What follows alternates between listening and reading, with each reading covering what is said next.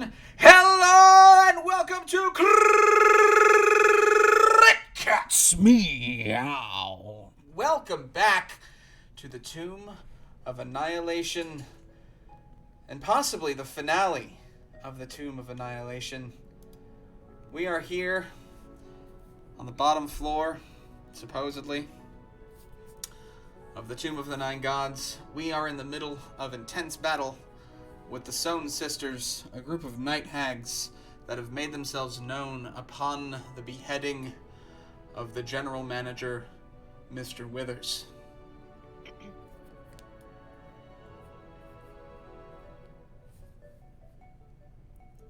We are ready. I saw the doctor. The doctor had to grab his medical journal. And Sorry. He needs it for it. He needs it. Well, I can't be rude. Well, so at that point, the Sun Sisters made their attack as the last thing, last week. So we're gonna move on to Tanari, and hopefully I'm not mistaken, but whatever. They're not a big enough problem for me to want to retcon if it's a mistake. So whatever you would like to do. Absolutely. Let me see here. So, cone. This looks like a great time. A cone of cold. For a cone?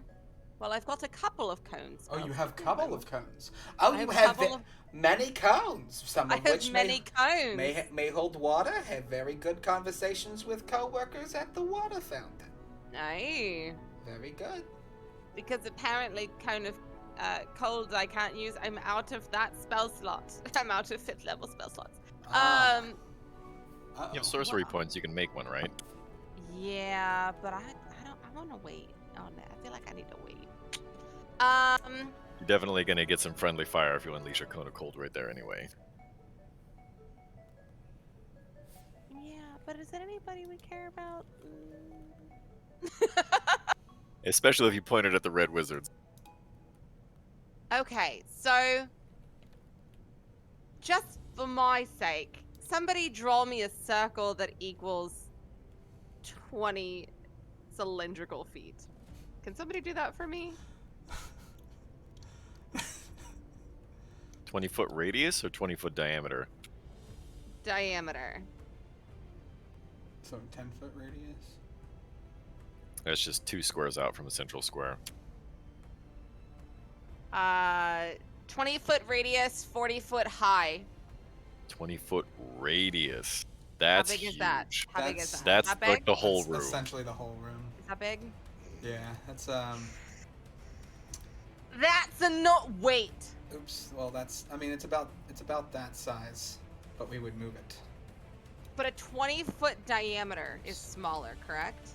Half the size. Or Ken, half the could I distance get all across. 3 in a 20-foot diameter? Could I get all 3 hags? You're going to get a lot more than that, including yourself, likely. It's also it'll also hit Zal, the thugs. If you have something that's a 20-foot radius like a sphere, if you fire it at the spot where I launched the silence 15 feet from the ground, you'll hit just the hags. You'll hit the Minotaur too. Yeah, you'll end up. Are they hitting Zal. flying? No, they're on. No, they're on the standing. ground. Ah, okay. All right, what I'm going to do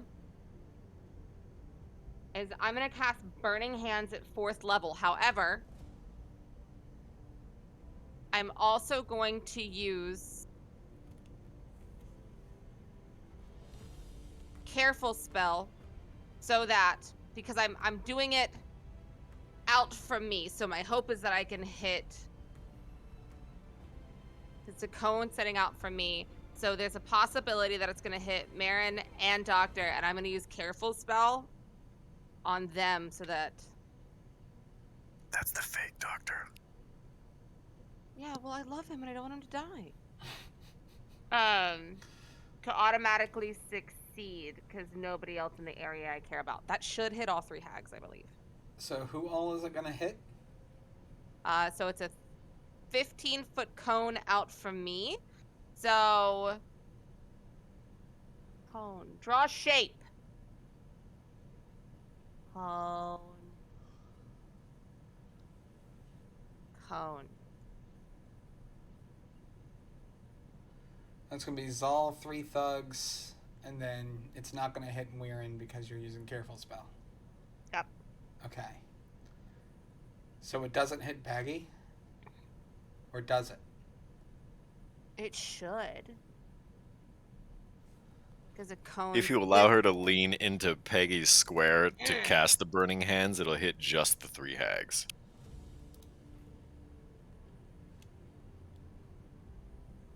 Or she could move before she casts the spell to be. I'm not risking opportunity attack. Oh, fair. I have no armor. You will die.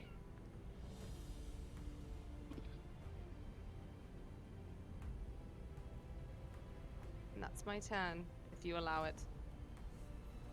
So, hold on. I just want to make sure that I do this correct. If it's supposed to hit Baggy, will it also hit Biff?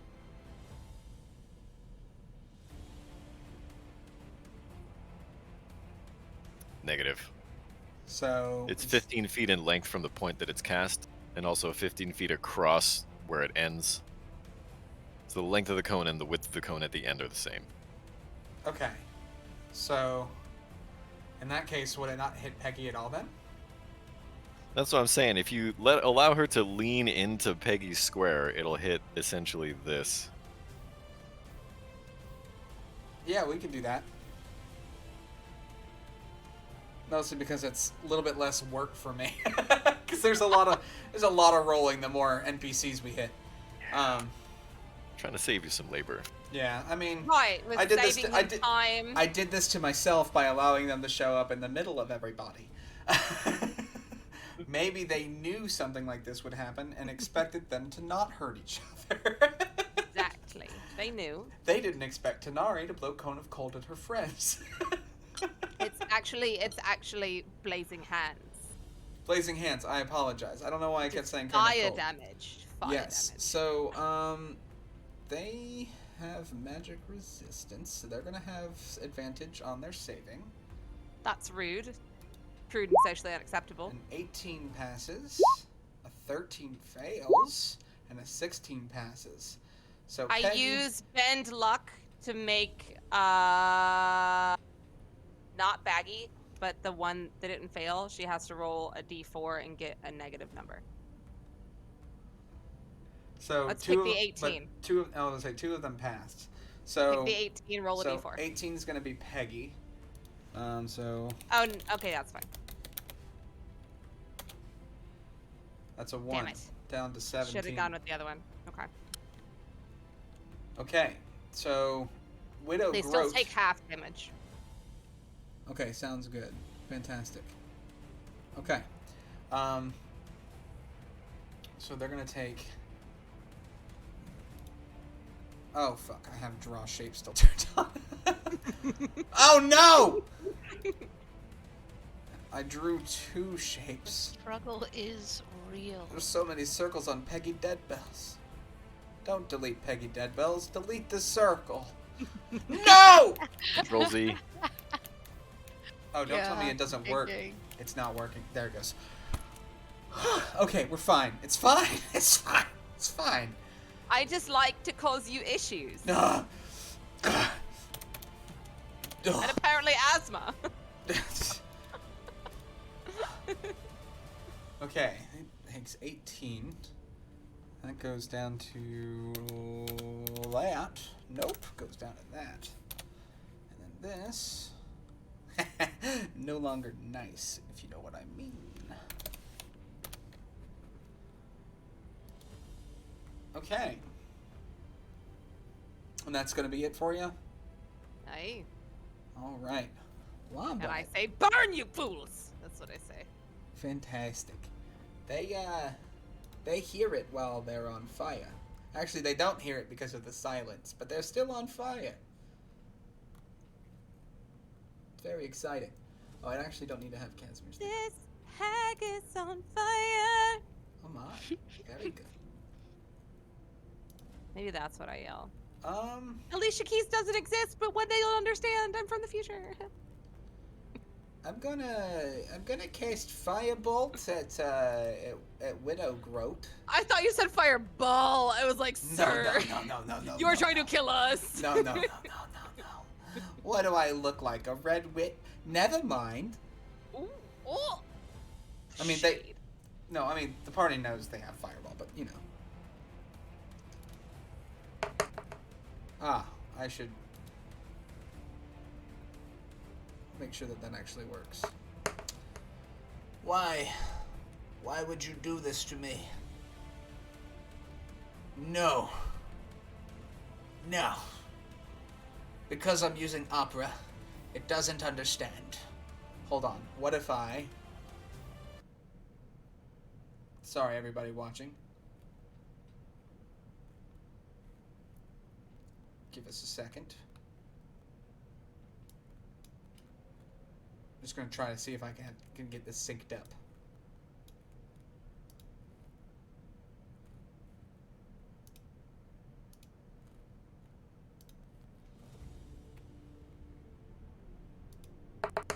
Darn. Okay, it's fine. During the break, we'll switch over and fix it. 15 to hit this thing. I don't think that hits it. Where is...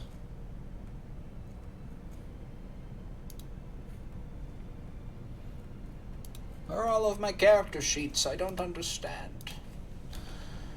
Oh my goodness. Oh my goodness. It's fine. Ah, it doesn't hit anyways. So...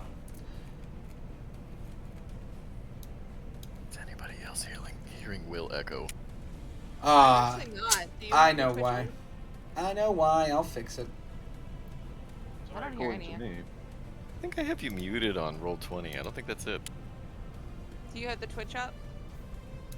That's muted too. You just love Will. I think that's what it is. You need him twice in your heart. The voice just resounds. I have been told it carries. Whoa! Kenneth, what are you drinking? Okay. Okay. There we go. Okay, so that misses. And I don't do anything else. So that's going to move us on to the doctor. What would you Nobody like to do? really looks injured, do they? Let's see. I mean, one of the thugs has taken some damage. Meh. Uh, Not wasting my healing on that. yeah, I mean, eh. Is Casimir okay? Casimir, have you taken any damage? Did they hit you? I don't think I've been hit once. No, I'm sweet. Yeah, I'm gonna say, if anything, I think somebody lost some temporary hit points is what happened, but that was about it. Yep. Oh, I have lost some temporary hit points. I got 2 left. Gotcha.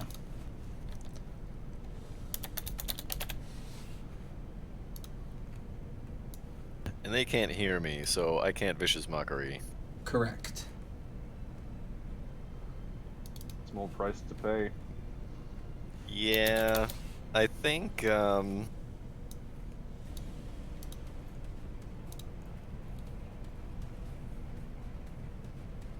Damn, that's a bonus action. I think I'm good. Okay. Give me 1 second. I'm just pulling up the required and actually useful character sheets. Okay. So in that case, it's going to take us to Muirin. What would you like to do? Okay, I'm gonna back up to here. So if I'm taking opportunity attack, so be it. You will, Sir. which is just going to be... It's going to be a claw. 15. My armor class is 15. I never remember. Does that hit? That's a hit. Yeah, It's a hit? it Okay.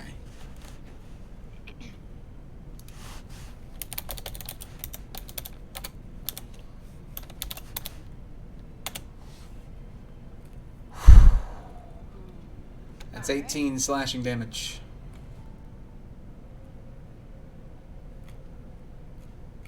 All right. Anything else? And then...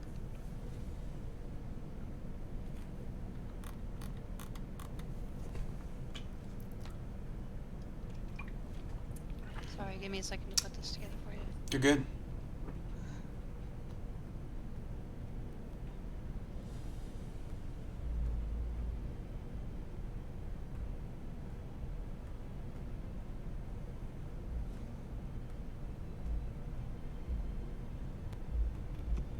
Okay, so in that same 20-foot radius spear place that just hits the bad guys, right? Will I hit Tanari if I cast something there? It's okay if you do. You'll probably also hit Zal, but I mean, you know, that's just a choice that you have to make. I say we lock eyes, Mira, and I say do it. Do it. Kill him. I'm gonna cast 6th level Insect Plague. Okay.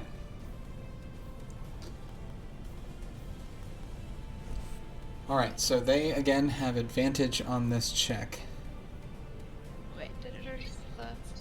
Yeah, it's a Yep. DC 15 Constitution save. My highest saving throw, so you did good. A 23 passes, a 19 passes, and I a got 16 2 ones passes. in that damage. That So, sucks. do they take half damage if they pass? Yeah, half as much on a successful save. Okay. And then they make the save when they end their turn there. Anything that ends its turn in there, and it's concentration up to 10 minutes. Okay.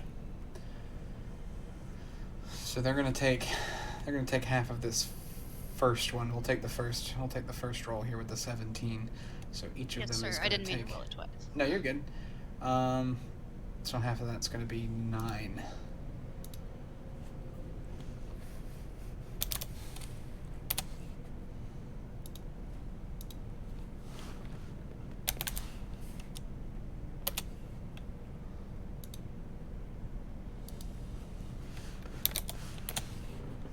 Okay. That's all for me. Sounds good. In that case, that's going to take us to Casimir. So am I in the silence right now? I forgot what the silence is. I think you were just outside of it, if I'm not mistaken. Correct. Alright. Nice. Doesn't matter for now, but I will Booming Blade. Okay. Alright, here we go. 14 to hit. A 14 is a miss. Alright, well, never mind that then. That's gonna be the end of my turn. Okay. Sounds good. That is going to take us to all of our friends. All of our friends. All of our friends.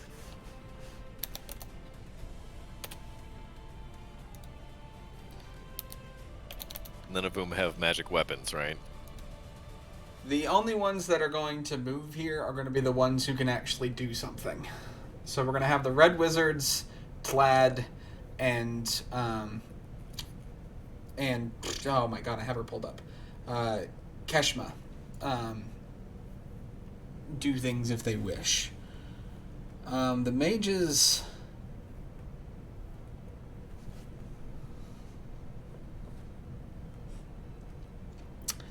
I think the mages are also going to throw fire bolts at everybody.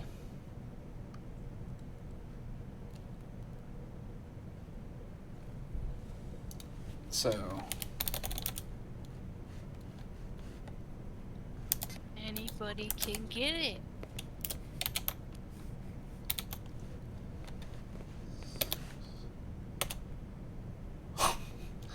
Okay, we've got 1 hit.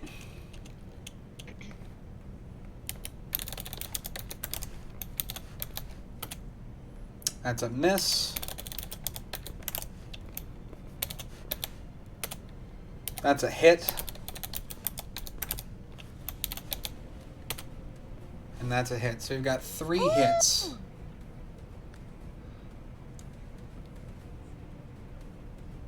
One from Plaid too, right? Talad has not gone yet. Clad might do something else. This is just the 4 red wizards. So they're going to take 2d10 each.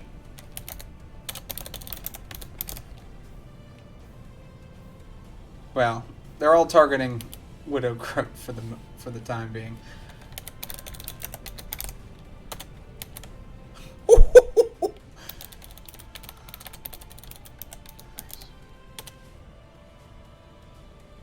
Let's see where they're at. So that's 31, 36, 42 damage. Widow Groat looks awful. And I mean, she already did, so for me to say this now is definitely something. Gotcha. Oh my god. So let's see what Tlad can do. Tlad Zolbris. Tlad Zolbris does not have... He does not even have a firebolt.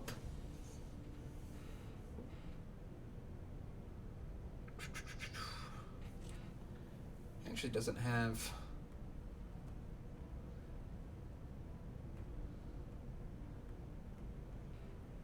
Okay, maybe he is not as much of a fighter as much of a utilizer.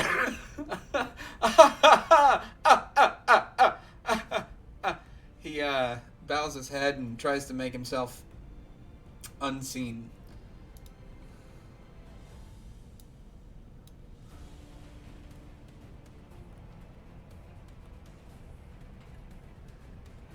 We had this conversation yesterday. Not yesterday, sorry, last week. It felt like yesterday because I'm still excited about it. Genie is a magical thing. Aye. Genie has fist attack. Is fist magical? Technically, nonetheless, they have the magical weapons trait. Right, that you did say that. That's what that response was. In that case, Genie casts detect evil and good at will, and tells you. Will? Yes, and tells Lombard Goldstein for some reason that the Night Hags are evil. Biff Longsteel is good and evil. Tlad Zolbris is neither good nor evil. And she doesn't tell you anything about anybody else. Maybe good and evil. Oh. I know not what they speak of! Must be possessed. I surely hope not. I wish they would tell me if they were. Okay. In that case, it's actually, might not show up for you guys on you guys' screen because Withers was the one holding the thing. So this is actually the bad guy's turn, which currently is just the Stone Sisters, right? Yes.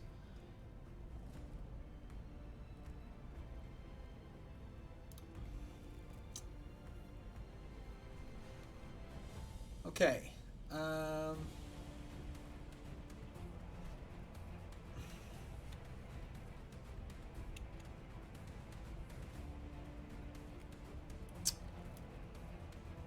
Okay. Sorry, it's Coven magic is like a little bit more involved. So I apologize for the silence, but I've got to just make sure I do this correctly, otherwise it can break things.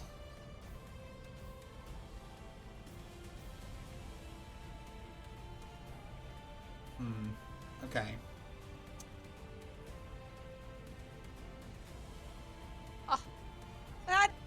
Hydrate? Ah. Don't miss your straws like I did, you guys. I did it. Okay. Thanks, Mary. Baggy. Baggy, Nana. Oh, they can't cast spells. What am I doing? They're in silence.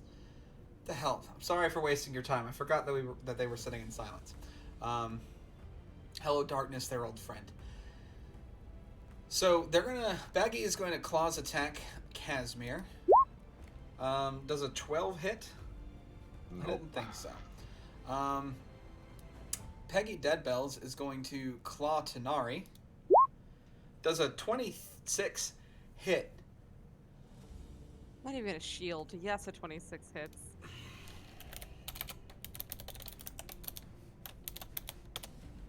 $16 slashing damage.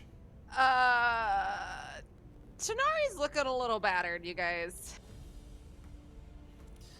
That's what you get. Bitch.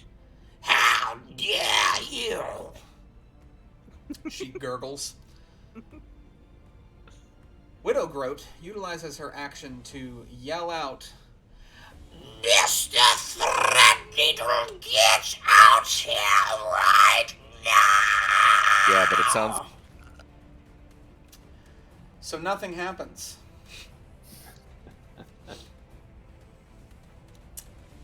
Which is possibly good for you. We don't know yet.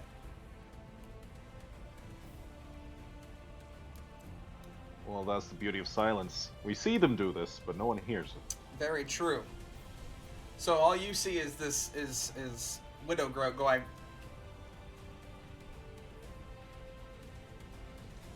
And nothing happens. And there's a look of helplessness in Widow Groat's very weak eyes.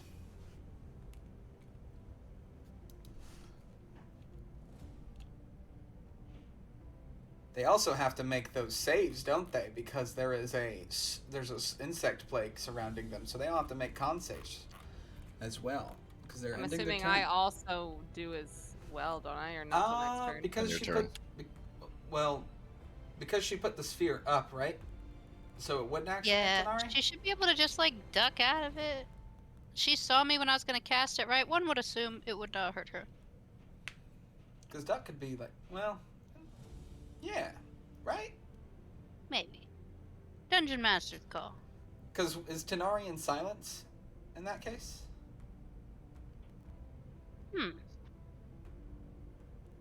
Because if so, then she would be. She wouldn't have been able to fire. Well, it's the end of my turn, and it's not my turn yet. Right. But what we're talking about is earlier. If you're in this insect plague, you're also in the ball of silence, so you wouldn't have been able to cast that magic at the sisters. So we're That gonna is- assume that she wasn't then, right?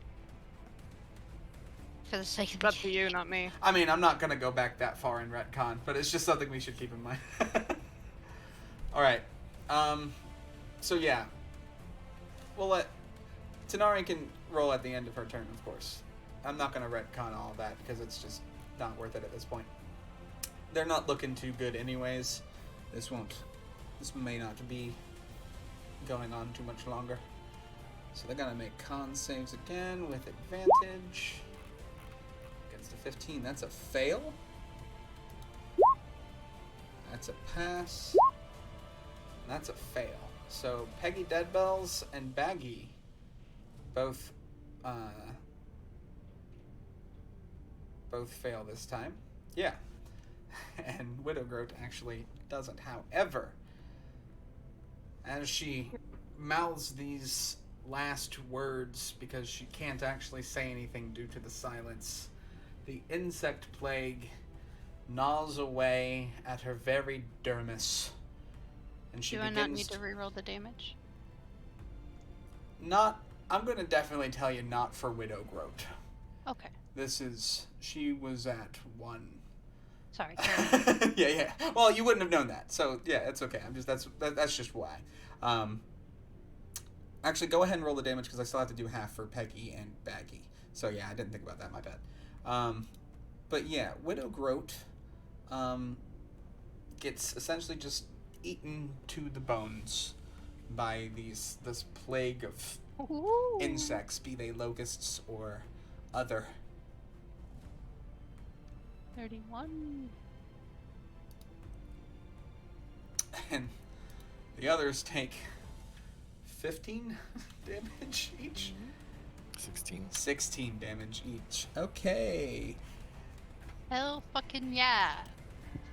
Everybody with the TOA bingo card, go ahead and put a little chip on the piece that says Will pulls out a calculator.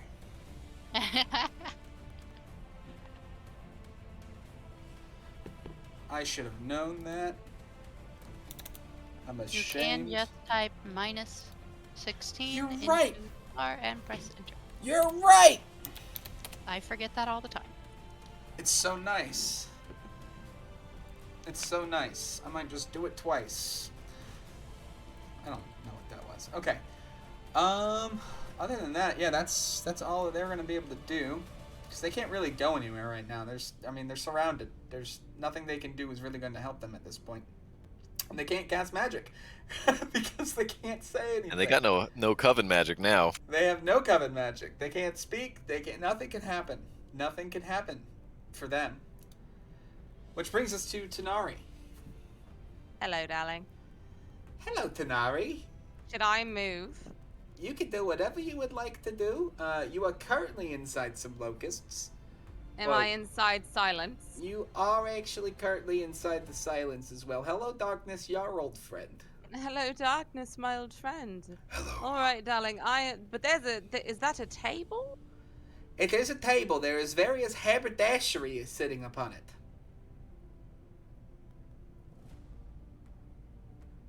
So, I guess. But it's a table. It's climbable. It is a table, yes. There is enough, and I mean, there's currently a balcony where Brad is standing and where Lombard's standing and where Oh, I see. I think this was Thad. I don't remember which aid. If I get up on the table, am I out of the silence? Yes, yes. All right, I climb up onto the table. Okay. Am I safe? You knock over some various haberdashery. And Beautiful. And you will take an attack of an opportunity, unless you disengage. No. You don't want to disengage. No. Okay. Because I've already moved, so I'm going to stick to it. Okay. Does a 21 hit you? Right. Oof.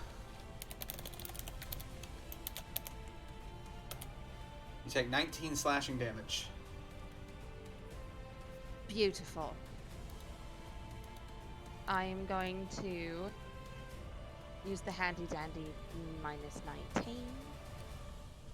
And then I'm going to cast Witch Bolt at level 4, and I'm going to use the rest of my sorcery points to cast it twice. So I am going to cast it at Peggy, and wait, scratch that, because one's already dead. I'm just going to use Witch Bolt once at Peggy, because I dislike her. So you're gonna shoot all 3 at Peggy? Witch Bolt is 1. Witch Bolt is 1. Okay, gotcha. I rolled. That is a hit. Beautiful, and it stays on her, so she takes 30 lightning damage. That's on Peggy? Aye. Shit, that's on Peggy. Hey, yo, that's on Peggy. Sorry, I don't know what's wrong with me. Okay. Anything else? I'm just holding that on her, and I will end my turn. Okay, Lombard's gonna throw a firebolt. We're gonna see if it just works now. It doesn't. It doesn't. I had hope in Opera, but it's an unsupported browser, which meant that this was a possibility. I should have tried it beforehand. I've been in here for an hour before we started. I'm awful. It's fine. There's 5. 22 hits it, though. Doing 3d10.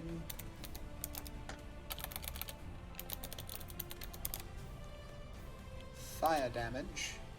Which also, they're resistant to fire, so I should have done that as well, but we're also not going to retcon that, because it would have just meant, it would have just taken you longer to win against these guys. They're in a bad position. There's no way there's not a lot of escaping opportunity for them, so.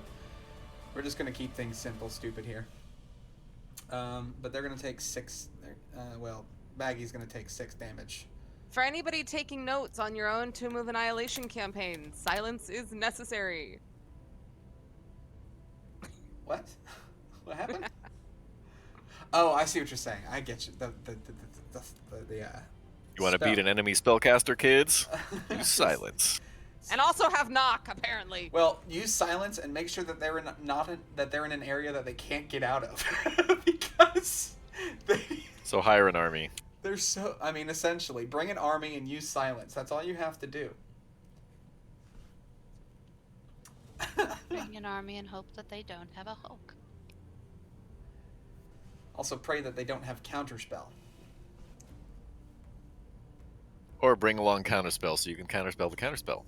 Oh shit! A Jacob's ladder of shit. Okay. And that's gonna be it for Lombard, 'cause he can't do. I mean, moving's not gonna do anything. So, bing bong. That's gonna take us to the doctor. Okay, this turn, the first thing that I'm going to do is... I'm going to cast Aura of Vitality. Whoops. No, not at 4th level. My apologies. No worries. At 3rd. Okay. And heal Tanari for 7. Yay. That is a bonus action. The hag still can't hear me, so... I guess I'm good for the moment. Okay. Thank you. Wait till you see how much healing you're going to get next turn. Oh, God. 1. Okay. All right. So, Weirin, what would you like to do? I'd like to maintain concentration on my spell. Okay. Does that mean that they'll need to roll again, or are you just kind of holding that right now? Kind of holding it. Okay. I don't think that I can really do anything else while I'm maintaining concentration, can I? I don't. Yeah, you can do anything except cast another concentration spell. And just not take damage. Also, yeah, don't get hit. So I can shoot a longbow, perhaps. Hey. You can. Jordan, not proficient in longbows. But I have one. Don't I have a thingy that makes me good with longbows? Wasn't there an effect from one thing or another? I swear there was. No, you have a high strength because of Bracers one of of the archery. gods. While wearing these braces, you have proficiency with Yes, longbow, the bow, and gain bracers plus of archery. That's right. bonus damage rolls on ranged attacks made with such weapons. Yeah, I was like, I know that there was something, but I couldn't remember if you had still had it. Yeah, you do. I'm gonna shoot Baggy if I can. That is a miss. Dag nabbit. Okay. That's all, folks. All right. That's going to take us to Casimir. Oh. After the last whiff, he's gonna try it again. Good old booming blade. Come on, baby. Show me some. That's a hit. Yes. All right. Let's see what we've done. All right, that's not too bad. 12 sneak attack damage. Yeah. And now the booming blade.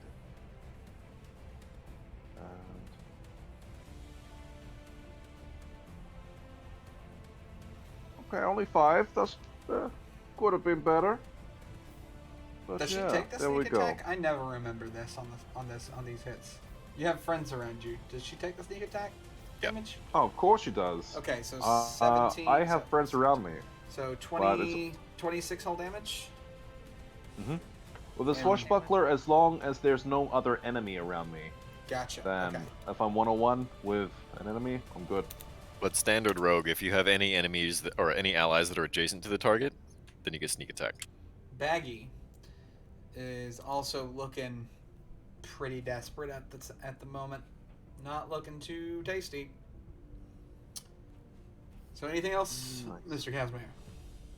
No, that's it. That's it. That's good. All right.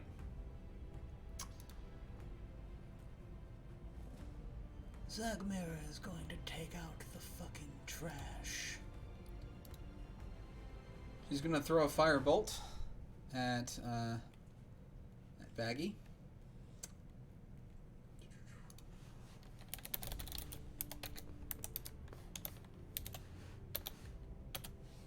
She's going to miss horribly. She's not going to take out any trash.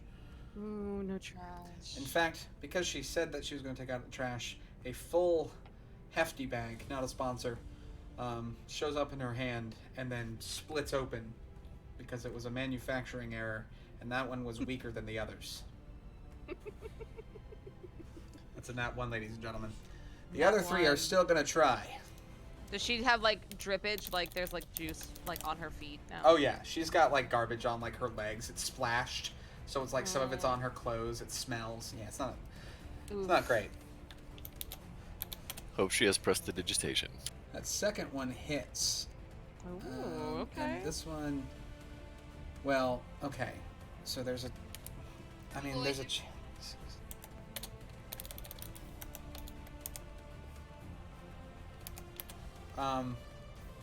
Baggy Nana. Baggy Nana's dead. That's all I've got to say about that. The other 2 are gonna throw them at Peggy Deadbells.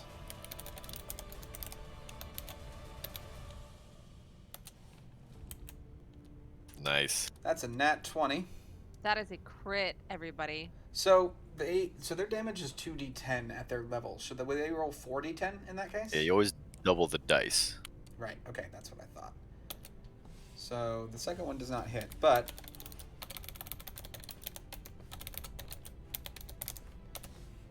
24 damage. Does she survive? Please tell me she survives. I want to kill her face. Actually, she only takes 12 of that because she's resistant to fire.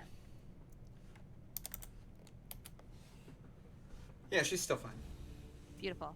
She's still around. Also, you didn't hear her talk to you because y'all were both in silence. But it's Beautiful. fine. You read each other's lips really well. That's what we'll say has happened. Clad kind of can't do anything. The Dow doesn't really have much on the attack side of things because her magic doesn't attack things.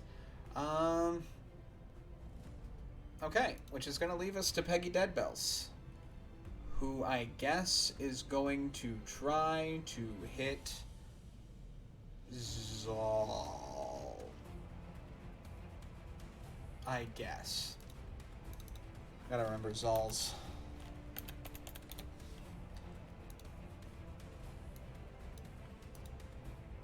Okay. Ooh. Okay. Alright. Alright.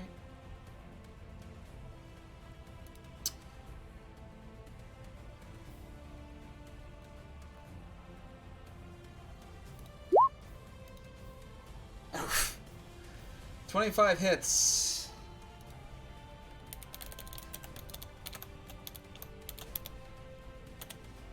And does 10 slashing damage to Zal.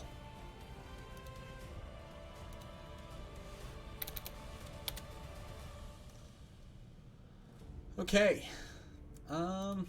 She kind of can't.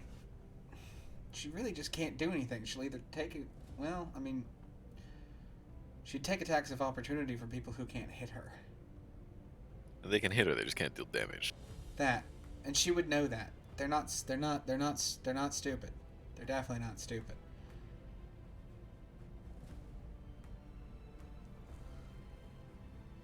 But is it even worth it? Is it even worth it? Sure. She's gonna move over next to Casimir. So she is out of the sphere. Okay. Out of both spheres. Okay. So she is no longer inside bugs, and she is no longer inside silence. Okay. Of course, her sisters are gone. So we'll see how that affects things.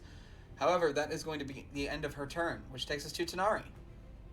So Tanari just snaps her fingers and deals more lightning damage automatically because I'm already attached. How much? 31. Well, wouldn't you know it? Peggy Deadbells. Everybody in chat can see. Peggy Deadbells here was sitting at 31 health. So Tanari just goes, die. And she goes... Beautiful. Except that And it's she, like... here's my thing. She's on a table. Okay. So she's just standing there like this. That's what she's doing. What the heck is going on here? Done. Okay. And with that,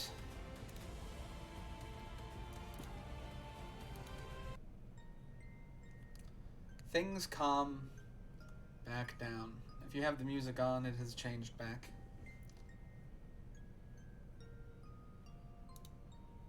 And we have cleared the Sun Sisters.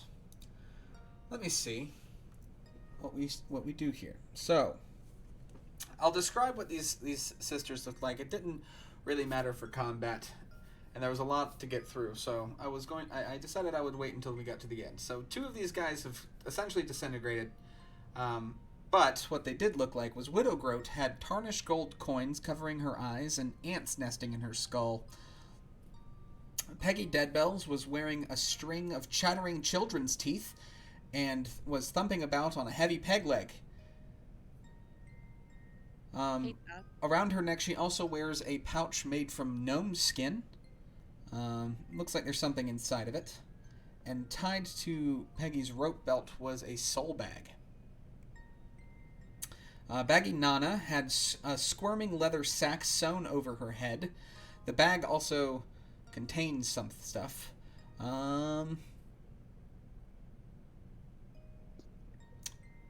But you also notice when she died that a puff of smoke came out from that bag as well.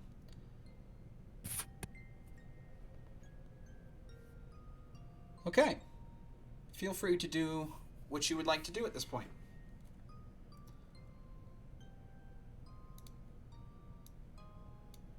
Well, if you'd like to get cursed, why not touch those hags and see what's inside there? I might let this one go this time. I still have 9 instances of healing from the Aura of Vitality. Alright. You're more than welcome to put those to use. Yeah, so who's injured? Me! Tanari. How many hit points are you missing? Weirin also is missing some hit points. I'm at one of the thugs, but 34 of 79. I'm at 62 of 80. Okay. But I don't math, but you heal do. myself. and then Zal took 10 damage, but I'm again sure that he's not quite really the priority here. But in case If there's I any need extra to left. heal myself, I can heal myself. So.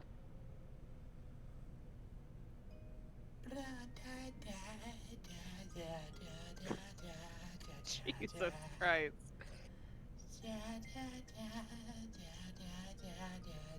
I'm assuming that's Draw singing on my shoulder.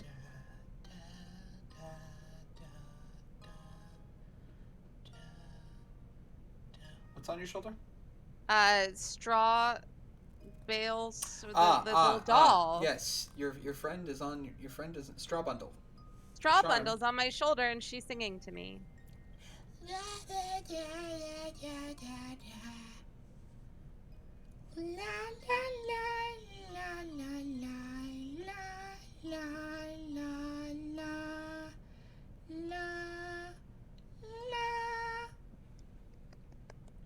Very nice, darling. Mirren, how many hit points are you missing? 18. 18. 18. Yes, I did math. Fuck yes. I don't need a calculator every time. Told you, chat. They didn't postulate otherwise. I just assumed.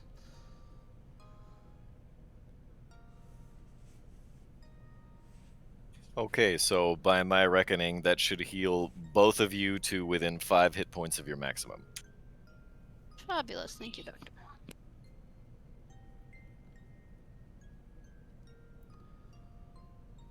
Okay.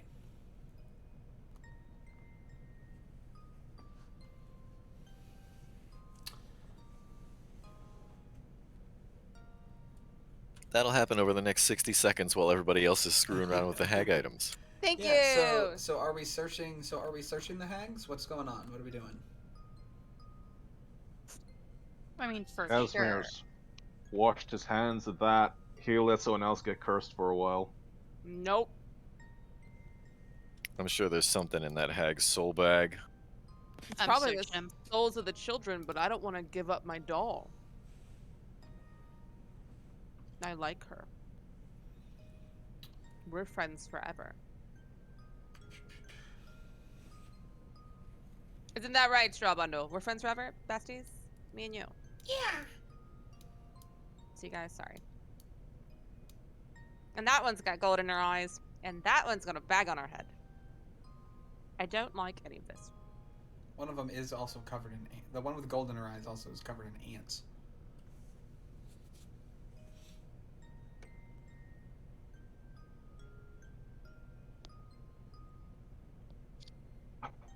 Well, if no one else is going to do it, fine. Back to Casimir. I was like, I'm waiting. The dangerous stuff. I'm waiting to see what we're doing, y'all. I'm not touching it. All right. What? So one of them had a bag on his head, right, with smoke that came out. Yeah, that was Baggy Nana. She had a squirming I'm gonna- leather sack sewn on over her head. I'm gonna cut it. Ooh. Okay. More smoke bellows out, but it is empty otherwise at this point. Okay. All that you see is Oh. the top of the head that has not seen sunlight in a very long time, as the bag was sewn onto her head. Sure, there's quite the smell as well. It probably doesn't smell great. Okay. First one was smoke. Another one had some kind of pouchy thing on them, right? Yes, did you search anything else on Baggy Nana, or just the pouch on her head? I just went for the pouch on her head. Okay. And so you said you wanted to go for the one with the pouch? Hmm. Yes, so Peggy Deadbells was wearing a pouch around her neck made from gnome skin, which, thank goodness, I won't have to tell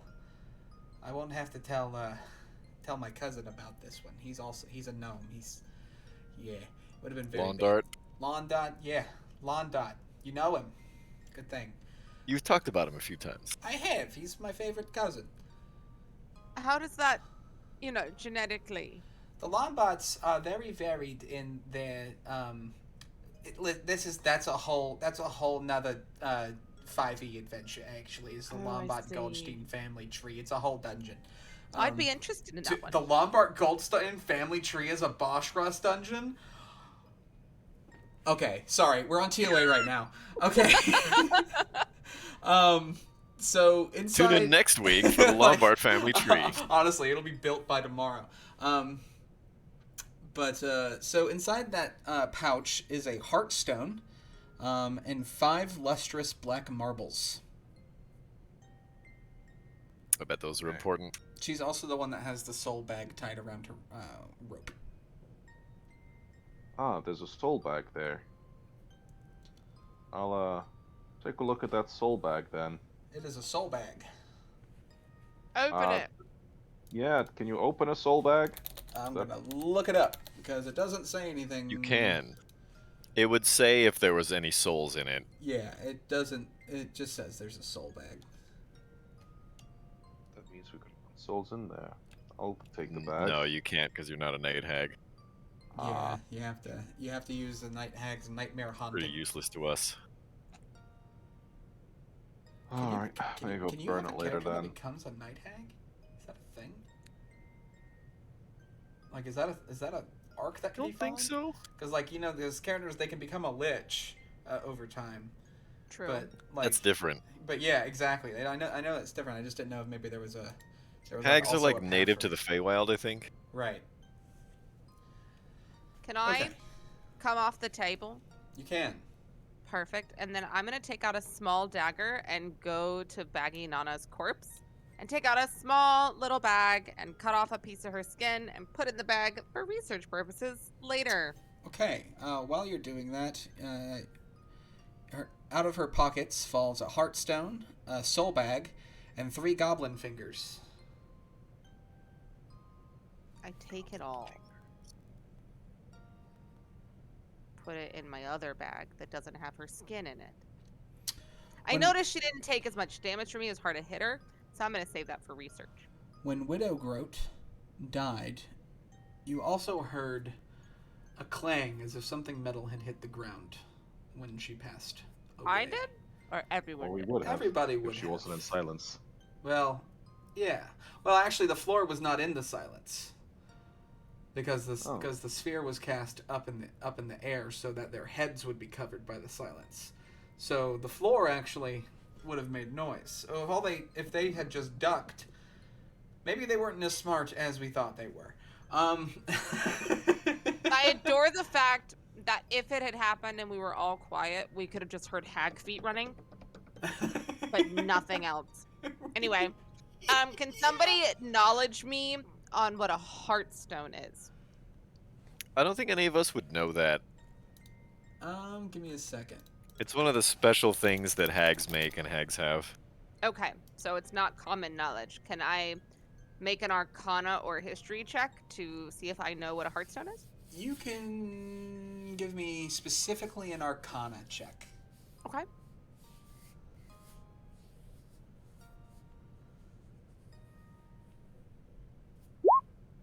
$13.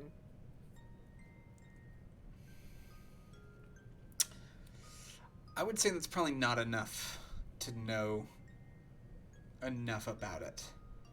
You know that it belongs to night hags and that it is very specific to them. But that's about it. Okay. Yeah. Put it in Just my the- right bosom. Okay. Wait, I'm naked. Sorry, just in my bag. Didn't you, No, you used the under crab. the right, yeah, the right crab claw. Yeah, you used the crab. Oh, that's right. I've got crowns. I put it Yeah. right there. Okay. That only leaves one, right? There's one last one to look at. Somebody clanged Yes, on the floor. the one that had the clanging. If I'm done casting spells, I'll go have a look at that one. Okay. She was carrying a heartstone, also a soul bag, and an iron ring with 8 keys. Yoink. I'm gonna peek in the soul bag. It's empty. Okay, I'm not touching it though. Guess I didn't check. Did my soul bag say anything on it? All the soul bags were empty. Gotcha. Yep. I wonder if the death curse is affecting their ability to capture souls. You do notice that, well, I wouldn't think so. Arcana check, investigation maybe? Doctor, would you know about hags, like, pretty well already? What are you trying... I'm sorry, I was thinking about a different question. Could you ask me your question again? What question? You said something to me about making an arcana or history check about something. Hey, you were asking if I would know something, and I said, you I know don't know, what? do you want me to roll for it? Yeah, give me a history check. I have proficiency in history. Can I give him the help action? Sure. He tries to say something and I'm like, no. A nat 20 doesn't, luckily, tells you everything you need to know. You're missing a hag eye. None of them had a hag eye. Where the hell's the hag eye? You'd also probably know then in that case that a heartstone is a black gem that allows a night hag to become ethereal while it is in her possession. The touch of a heartstone also cures any disease.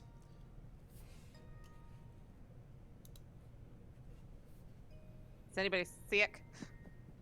I'm sick of you people's bullshit. Can we get a move on already, please? I throw the heartstone at her. Ow, thank you. I don't know why you gave Do me you feel this. better? No, I mean, well, kind of, because now I have a heartstone and you have... I rip it back from her. You're across the room. You can't do that. She has mage hand. I have mage hand. I sit on your face. Sorry. That's not what Mage Hand does. Not with that attitude. You didn't choose mage butt. Okay? I rip it back. Okay. How dare you? He'll pay for this. I promise it. No, we still have to work together. I suppose. I didn't Alright. sign any agreements. I was in a sarcophagus. So upon Or no. upon wondering about this whole Haggai situation. That silent butler Oh, silent butler guy. walks out of the room, Sebastian. We all stare at him. and he is faceless. However, he comes out. Remember, he is faceless. There's no visage on him. And he comes out, and it's as if he looks down. His face looks down, and notices a sincere lack of sewn sisters. Of living sewn sisters. And he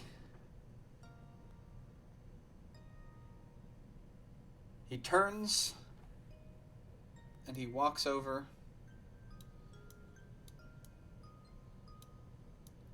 down into the middle of the room,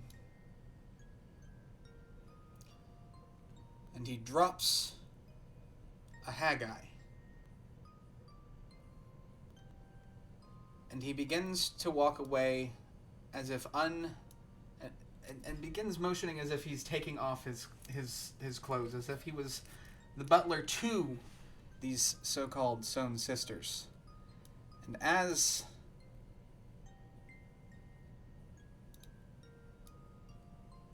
he walks up the stairs, the appearance of this butler quickly changes into this straw-laden monster. I don't want to fight Sebastian. Mr. Threadneedle continues walking up the stairs and Best of leaves. luck. The front door's locked, by the way. Is this your dad? He'll figure that out eventually. Is this Straw Bundle's daddy? No. Okay. No. That would be very sad. I would be really sad. All right, for canon purposes, it Right, he's doesn't. just gonna go so get cigarettes. the thing is, it doesn't. He doesn't say that he's not her dad. It doesn't say that Okay. he is her dad either. So Okay. if it gives you the heart feelies, that was her dad. But he's so far gone that he doesn't know it anymore, and she also doesn't recognize him because she never. Yeah. So they don't know. I put Straw Bundle in my other bosom because I'm so sad. She needs comfort. I just bosom hold her. She's not sure why, but she enjoys the warmth that comes with your Genasi booby, isn't? I guess.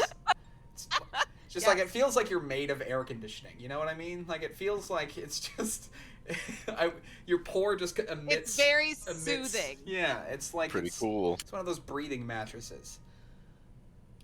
All right. So in that case, there's now a Haggai on the floor. And I use Mage Hand to pick it up. so you now have a Haggai in your possession. Is it just just like eyeball? Let's find out, shall we? Would my 27 history check have turned up that information?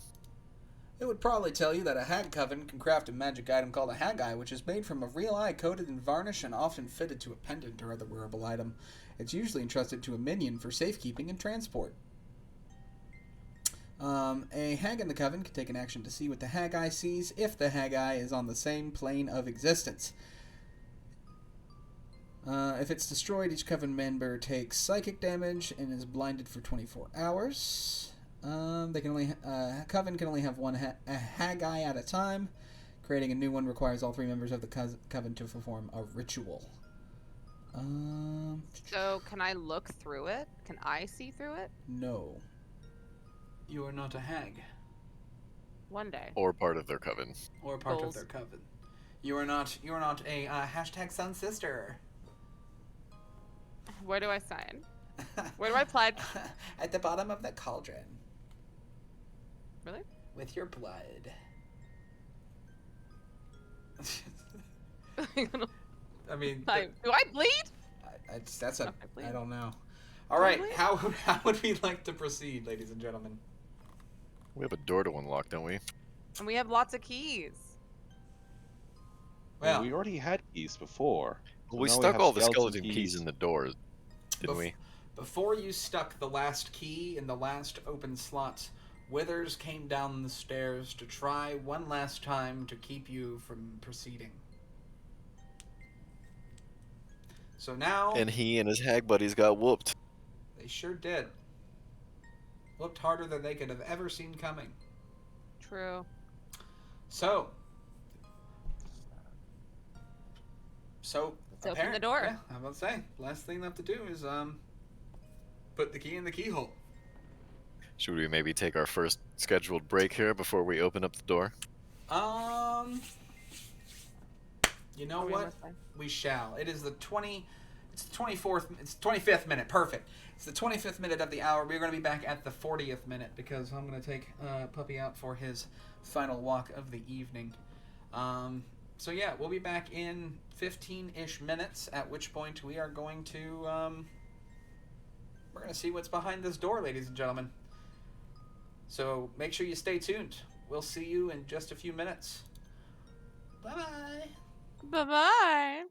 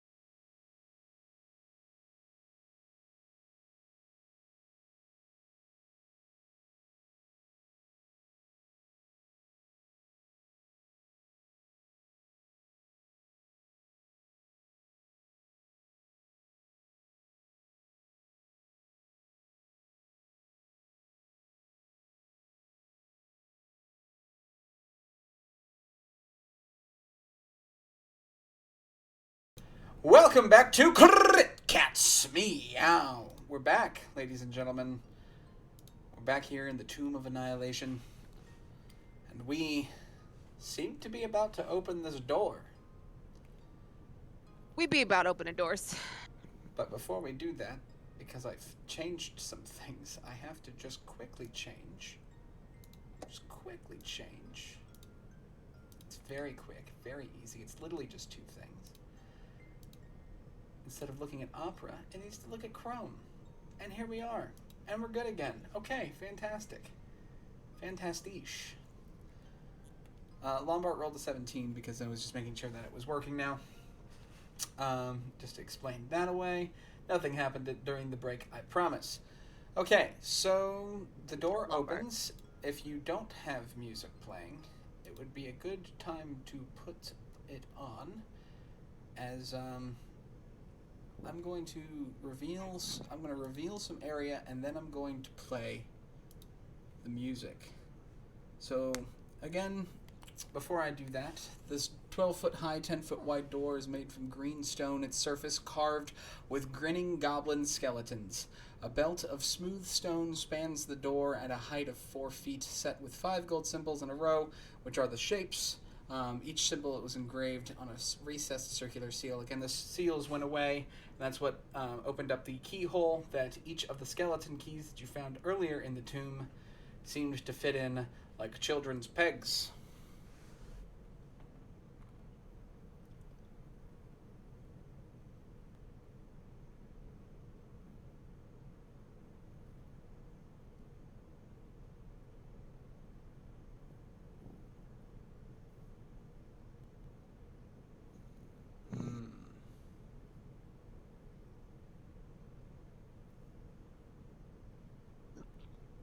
Did anybody ever search the rest of the room, by the way? Why would you ask that and not? Well, now we're going to. I don't know how else to ask it without asking it. Because You don't. You're the DM. You let us fuck up our own choices. No, it was my mistake. Because if they did search the whole room, and I don't remember that, there's information y'all should have that I didn't give you. I don't think we did. I just think we ran from room to room. There's no information, and I don't need to give it to you. Nice. There's various haberdashery on the tables. I kicked it off the table. We move on. Killer Bichon said he searched it while we were away. Killer Bichon, you found some helpful information. God bless nerds. We love you dearly. Okay. Please do... I'm going to reveal some areas. Let's not move yet, yeah? Yeah.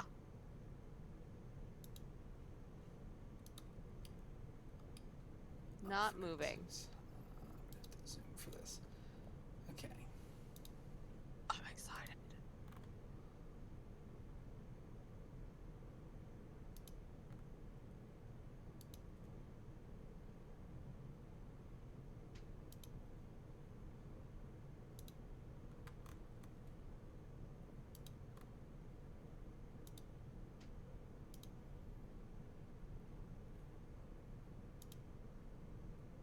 What in the fuck? Oh no. Quick, somebody cut the cord. Crumbling balconies overlook a pool of lava filling this triangular chamber.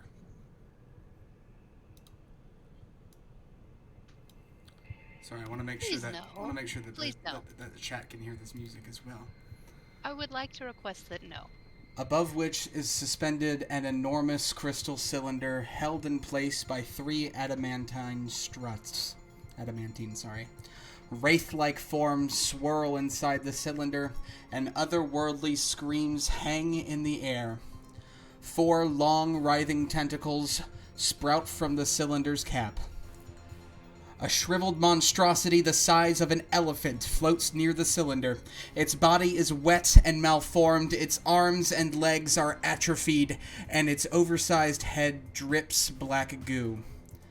The creature is attached to the cylinder by a twisted umbilical cord.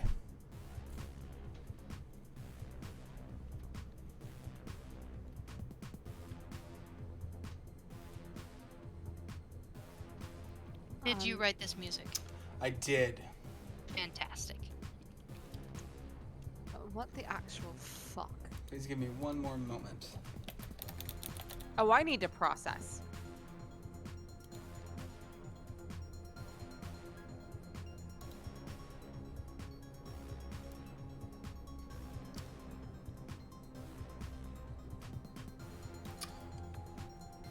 All right.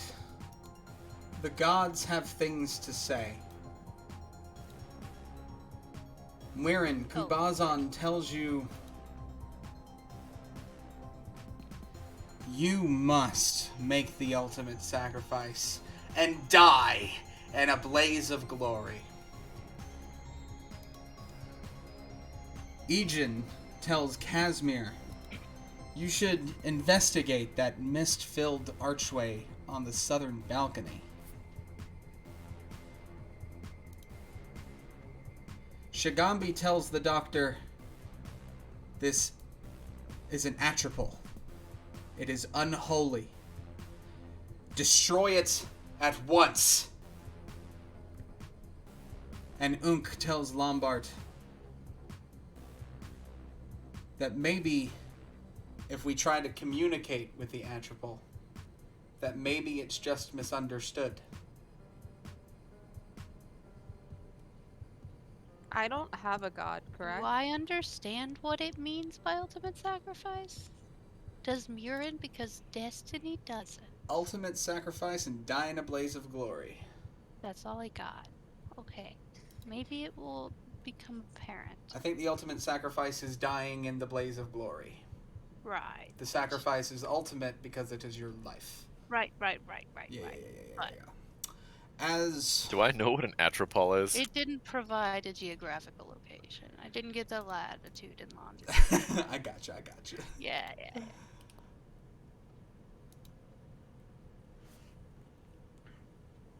Casimir, please do not move any further forward. Ooh.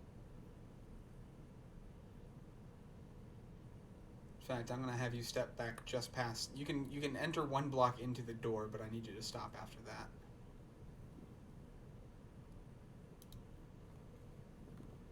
This is yeah.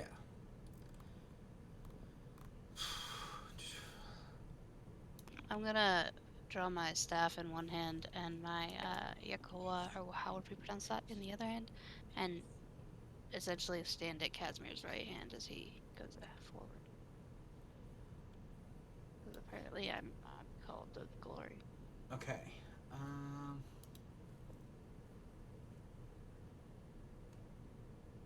Okay.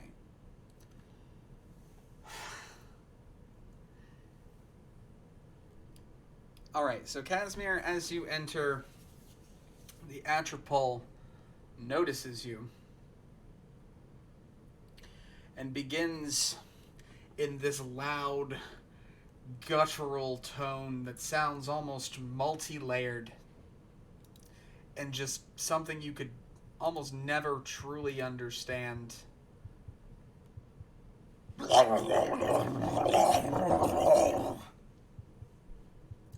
But layered, though. Almost as if it's harmonizing with itself. Do I understand it? No. Okay. Do I have any inkling as to what an atropal is?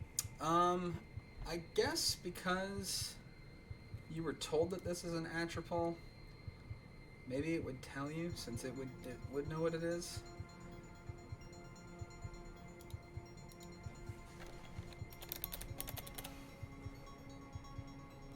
So, Doctor, nobody else hears this.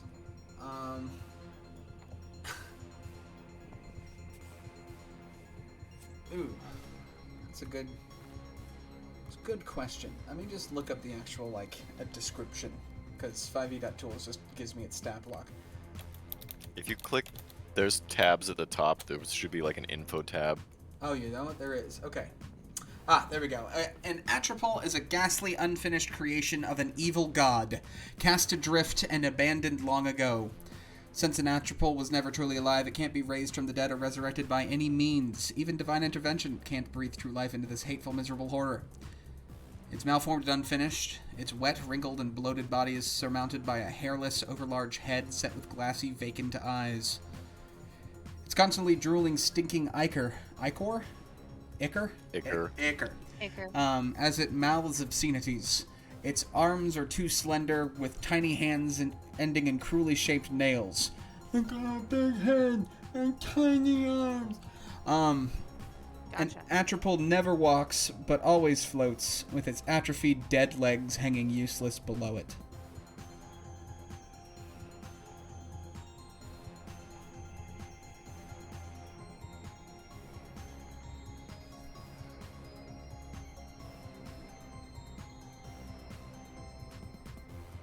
Thank you, Well, Kid. stealth didn't work. What's in the So, big purple pot in front of it? That is the large cylindrical device. Do we see anything that looks like that devil's face?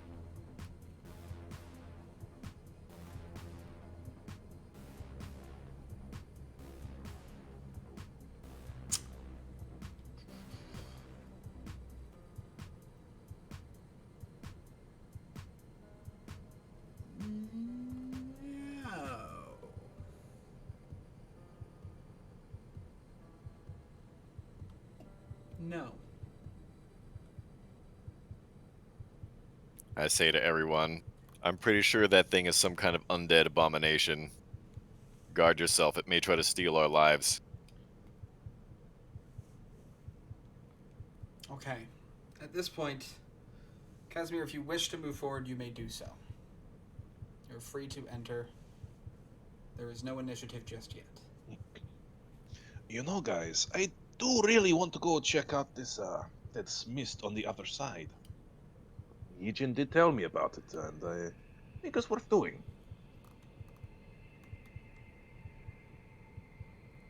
Who told you about what? Oh, yes, we have gods that talk to us now, every now and then. I can try to polymorph that thing to temporarily disable it. But I doubt it would Did we last. give Tanari one of the god items? I don't think we did. I tried to, Ah, but right. she saved. Yes, you're right. Okay, cool. So you have a god item, you're just not attuned to it, so you can't do anything with it. And you don't have a god talking to you. Right, except for the one that led me here. But I don't think he's a god. Well, you know, you don't know. Yeah. Yeah. So, Muirin, maybe keep that polymorph for later. We'll see what it does when I walk inside. See if it chases me. And then maybe we can choose what we do. I don't think that thing is chasing anyone, Well, not very quickly, but or very far. I tried to go scout, but it saw me, so I'll just, see what happens. There is a lot of slack on these tentacles. And this umbilical cord. He Lot of is slack. capable of movement, I will say. We'll say he's not stuck in place. Yep, thought as much.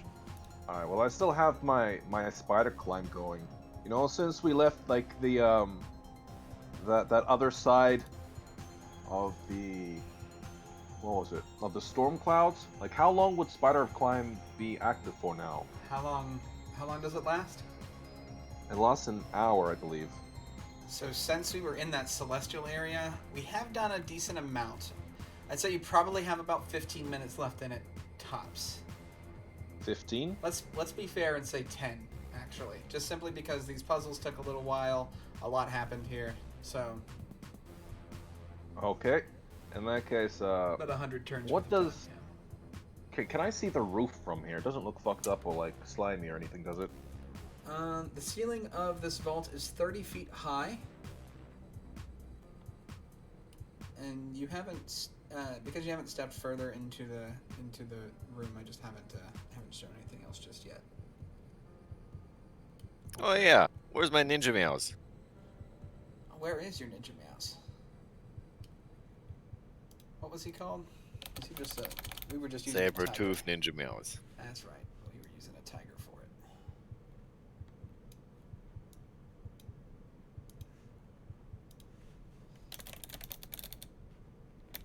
it. Alright, well, I'm gonna start climbing on the walls and then make my way and try kind of skirt around this thing, around the edges on the roof. Okay. Doctor, you should be able to control it now. Okay, give me 1 second and I will reveal the remainder of this room.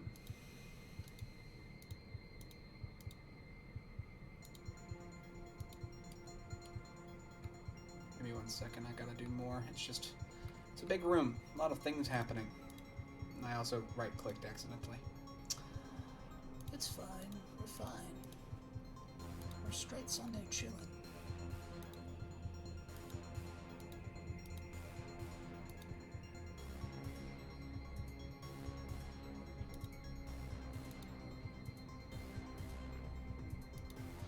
Okay.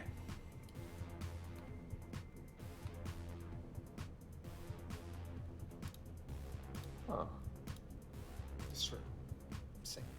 So you're not thinking that there's secret doors over there. It's just wall. Okay. All right.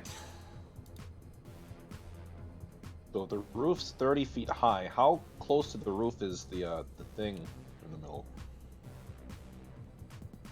So they're floating kind of in the middle.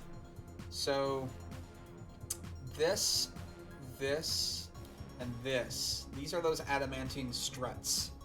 And they are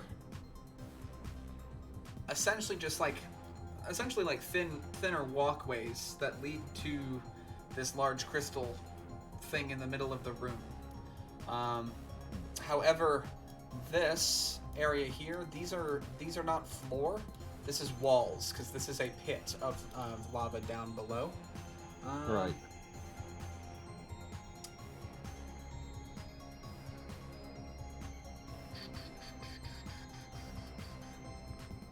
There. You also see that this large crystal cylinder is 20 feet high and 10 feet in diameter, and that the struts around it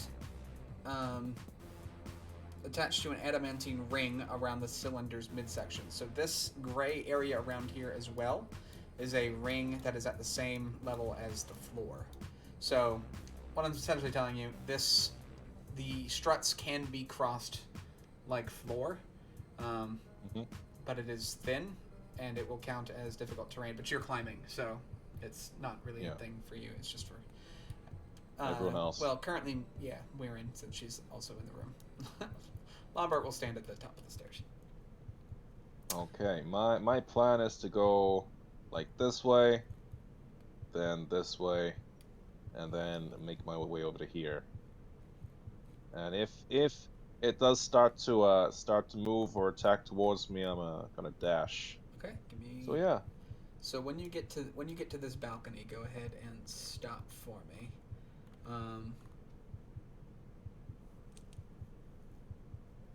So you see here that two facing balconies halfway along this room are littered with ornate glass bottles, fluted silver urns, ivory caskets, and other vessels, all of them inscribed with baleful sigils. Sorry. Yeah. I'm just gonna make my way through that. Give me walk 1 on second. the roof. Cool.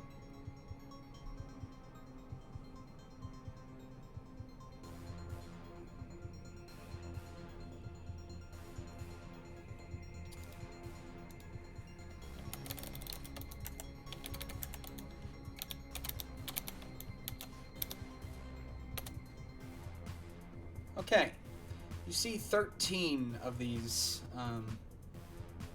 different vases and stuff like that on this specific balcony.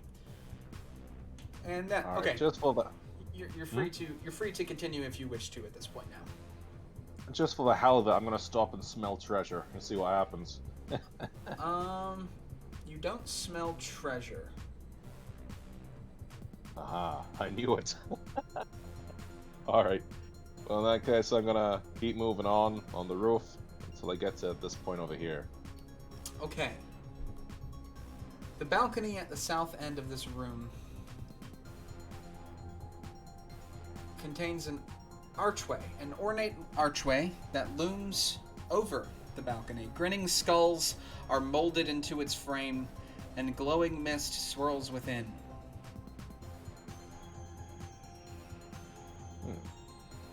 Okay, so if I try to get a better look, I don't see through anything, right?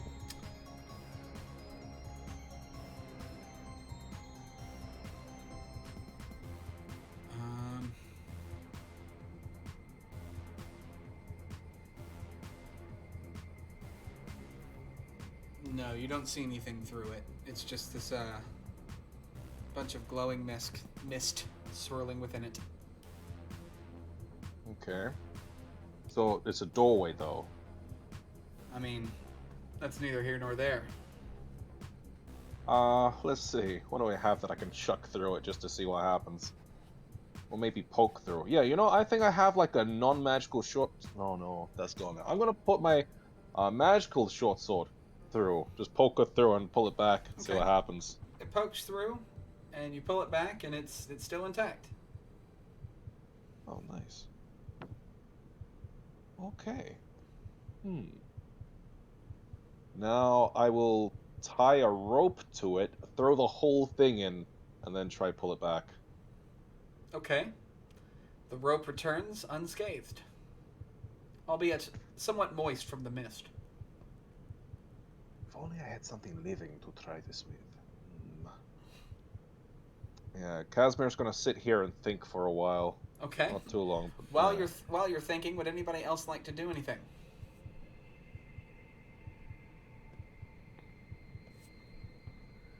Man, I'm still thinking too. I'd like to climb up onto the roof. I'd like to enter the room. Okay. You may all do so. And try to communicate with it. What languages do you speak? I speak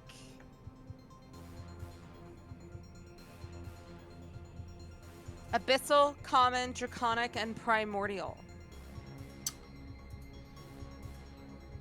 Group stretch, everybody. As you try to speak with this atropal, it hears you making noise,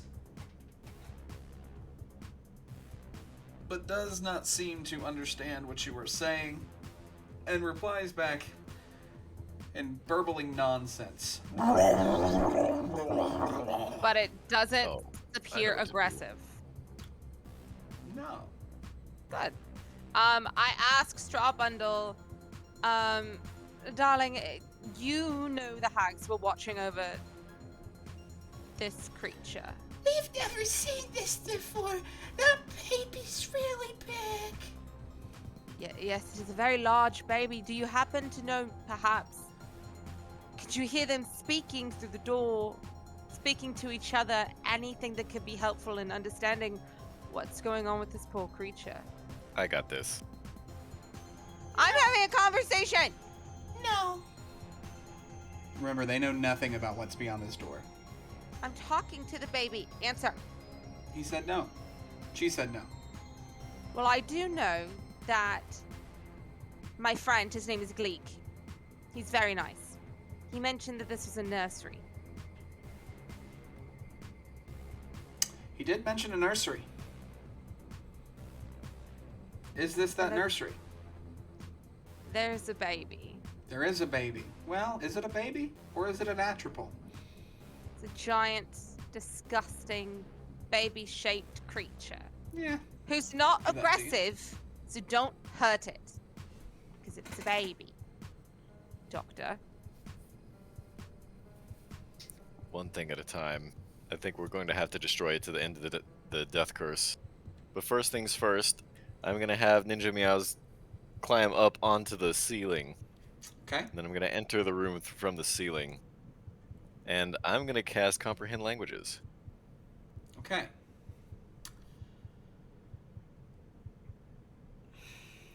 It continues spouting out burbled nonsense.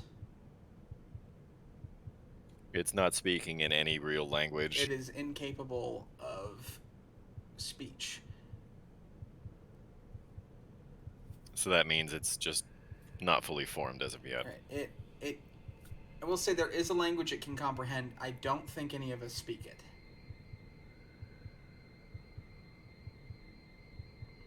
But it's not speaking in a language that's comprehensible, right?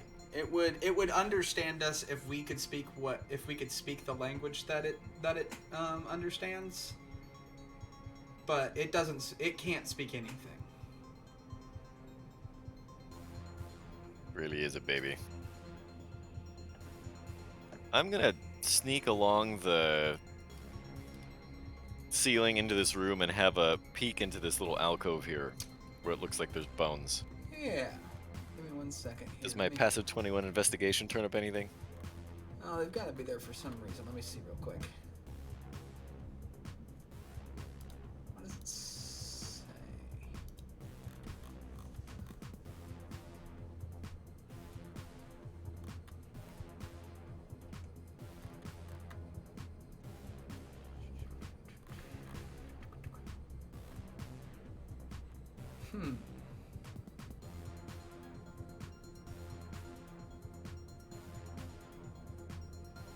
By the way, to answer the question from earlier, the lava pit, the lava pit is 30 feet below the floor of the room, and it's, well, you don't know how deep it is. There's lava in the way.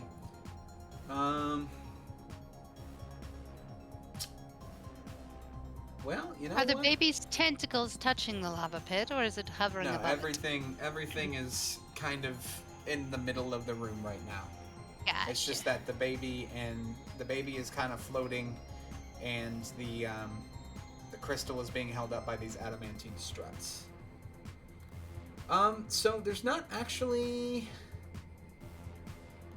It doesn't actually say anything about these little alcoves. They're full of bones.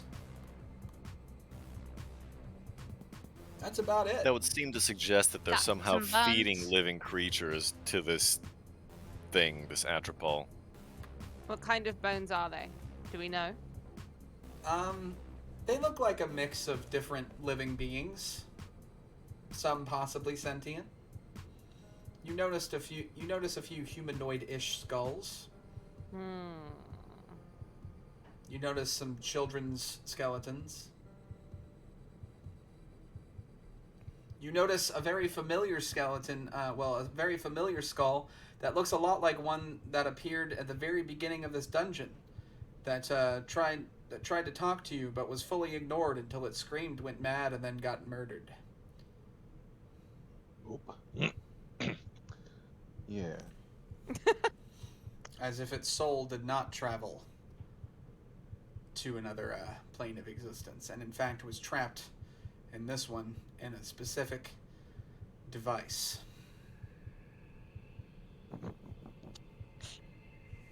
Happy days.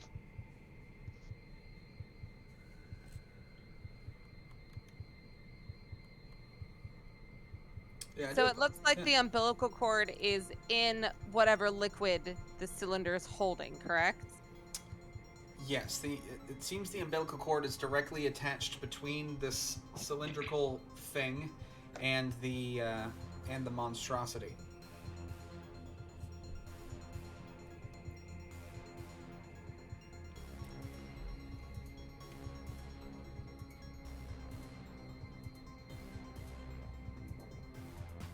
Can I cast levitate and push myself up to attempt to look inside the cylinder?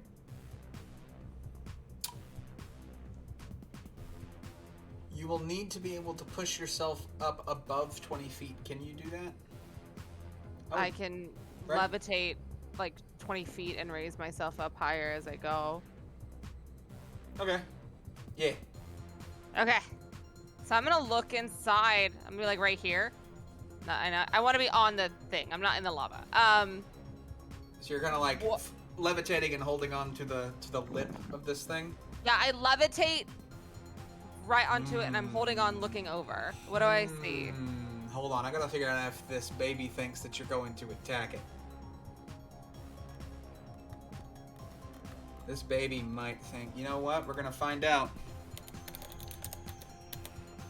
Okay, we're gonna roll a 1d4.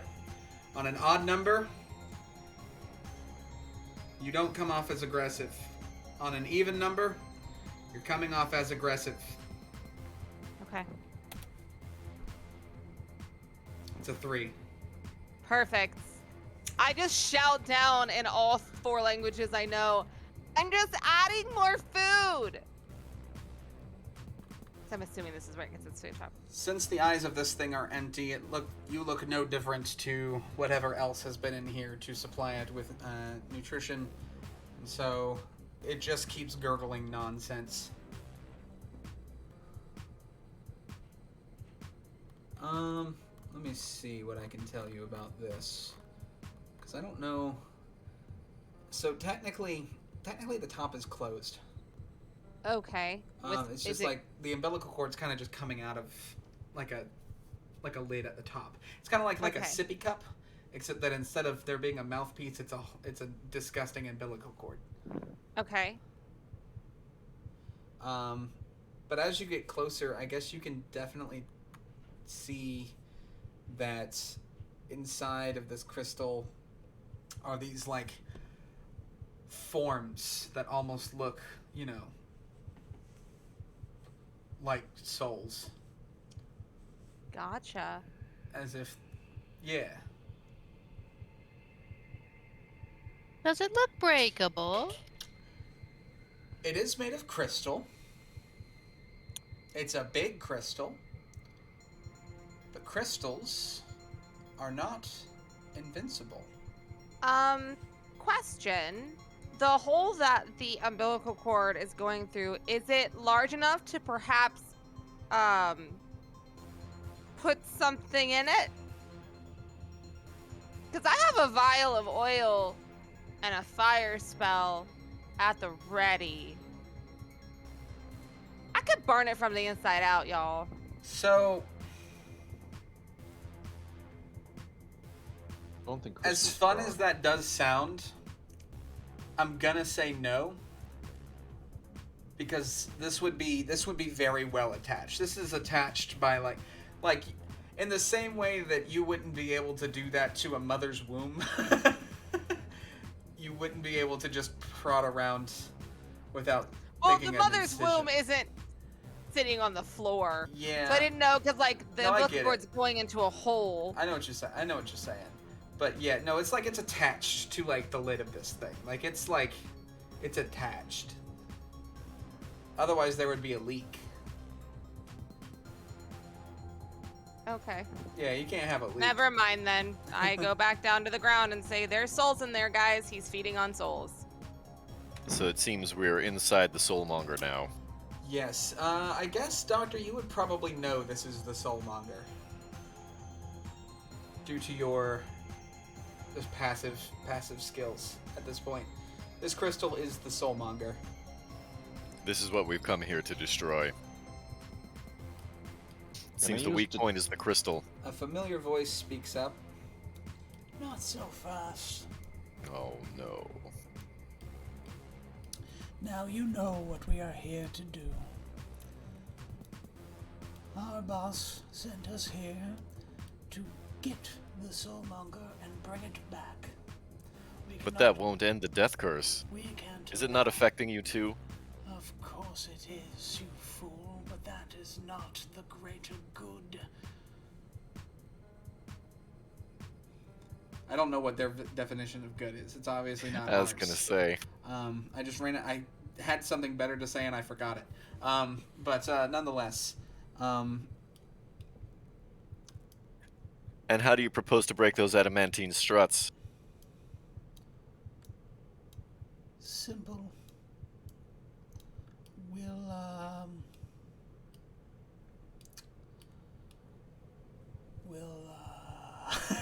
That's what I thought. Do you intend to take this creature with you? You know that's the thing too. Um, they didn't.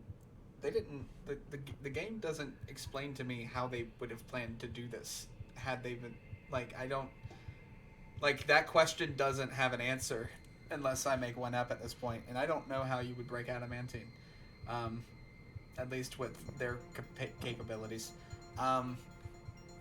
So I don't know. Um, All right, interesting. Fair enough. Maybe if they had a genie with a wish spell, but they don't. We do. Yes, that is unfortunate that we don't have the friendship of this genie.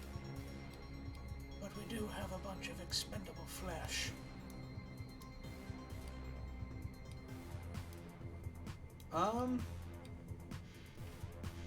But they would know. That's not going to work. She's posturing. I don't suppose you have any stratagems in order to try to deal with this horrendous floating creature? Well, the child is neither alive nor dead, and is also not quite conscious enough to know if we kill it. So I don't see anything wrong with, I don't know, killing it. Curiosity. I'd like to use my helmet telepathy to detect thoughts on the creature. Oh goodness. He's gonna make you go insane.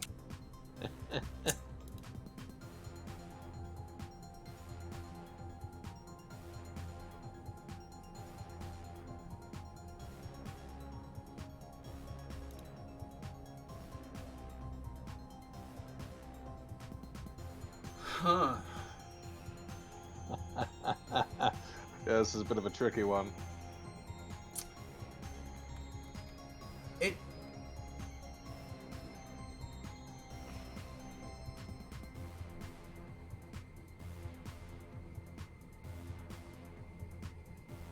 Its head is empty, but dense.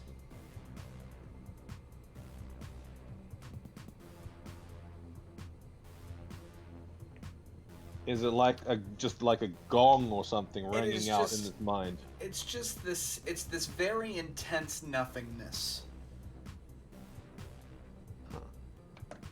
Like a smog-covered city. Like negative energy. Yeah, I guess I'm gonna stop that. Yeah. That kind of sated the curiosity. No thoughts in there.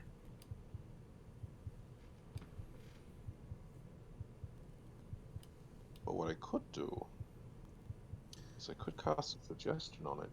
All I know is that if we kill this baby, it will no longer be connected to this crystal, and then we might be able to figure out what to do with it. I'm going to reconnect my my helmet telepathy to its mind, but I'm going to make a suggestion. That You're just gonna says, you're gonna make a suggestion on the attribute. yeah. Does it need to make a check or anything for that? It will need to make a check. Okay. That is true.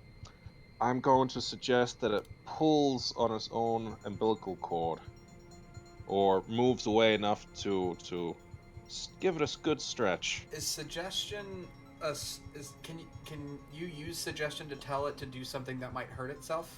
Because I know that there's certain things you can't actually actively tell something to hurt itself.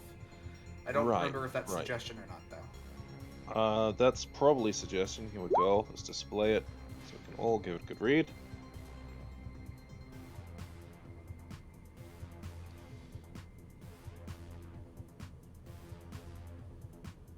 To make the course of action sound reasonable. I'll be honest with you. Asking the creature to stab itself or throw a spear into it. Yeah. Throw itself onto a spear, immolate itself. Do something obviously harmful.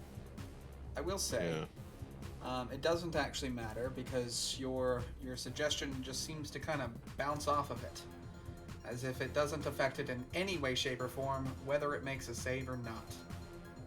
Cool. Worth a try.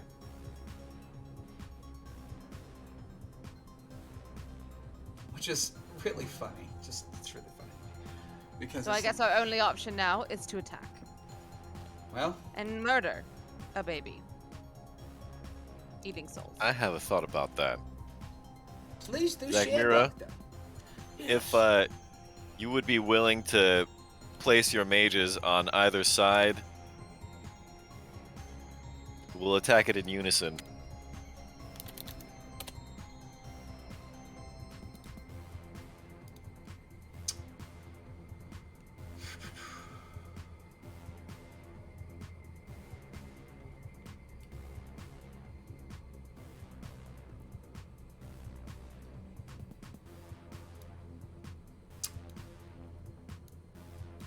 Two of them Misty Step over to here. The other two Misty Step over to here. They go from these ledges. 'Cause that's got 30 feet to Misty Step.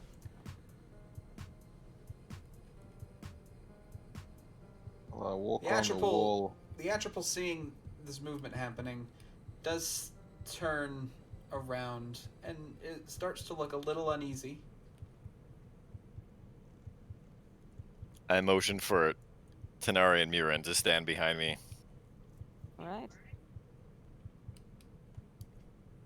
I'm gonna hold up 3 fingers and nod at Zagmira while loading my light crossbow. I guess I also ready. Okay, can you remind me what the 3 fingers would mean? I'm just gonna count down 3, 2, 1, and then when I close my fist, I'm gonna say now. I cast flame arrows on my quiver before he counts down. There's no one behind the being, right? Just on the sides? Right, yeah, Casimir moved, so I'm gonna motion Alright. for Casimir to come back. if everybody Alright, would like to get I into cast their lightning spots bolt. before this happens. Stay back. Well, don't get in my line of sight. Don't attack it. Why am I not attacking it? We're Trust not me. attacking? Okay, so who's attacking what? I'm gonna, when I give the signal, I'm gonna have the mages attack it. Okay, and this is Yep. the Atropal that they're attacking? Yeah. Okay. If the thugs want to scoot in, they can go. They can move past us. They're gonna crowd the doorway.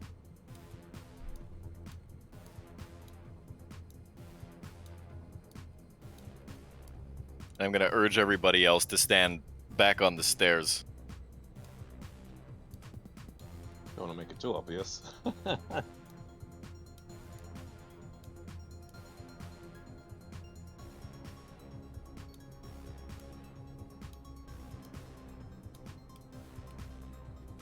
Now! Okay. Give me 1 second. I'm just moving some NPCs around real quick. Okay. I'm gonna motion for them not to clog the stairs. Bum. When they do that, I'm gonna fire my longbow at it. Do not. I'm gonna put my hand in front of Miran's arrow. Okay. Rah! Ouch. I'm not gonna fire if the Alright, doctor's hand. Bag of Nails is still going to stand next to Longbow. Because he's just in awe of what he's currently seeing. Never in my life did I think I would see something like this. Okay. The mages are all going to cast Fireball at 3rd level.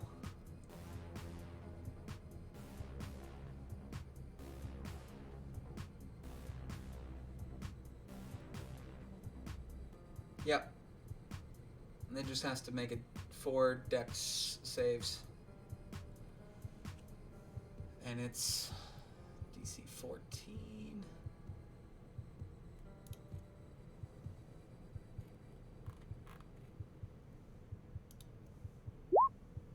Fail. Fail. Oh my god! Fail. Fail. It's not very dexterous, is it? Hell. Oh my god! Yeah. Those rolls, though. It takes 8d6 4 times. Could I just do, in that case, 32d6 at that point? Don't see why not. Yeah. Man, I want to hear the click clack of that dice roll. 106 damage. That could have been us. If they had seen us betraying them, just been like, yeah.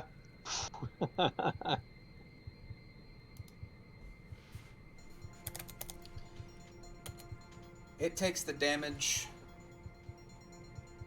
Everybody at this point, please roll your initiative. Oh dear. As this is happening, I want to motion everybody standing up on the stairs to move back up the stairs. You will be able Why? to do so on your turn at this point. I knew he was gonna say that. That's why I didn't move. I'm already on the stairs, so I'm Gucci. We are where we are.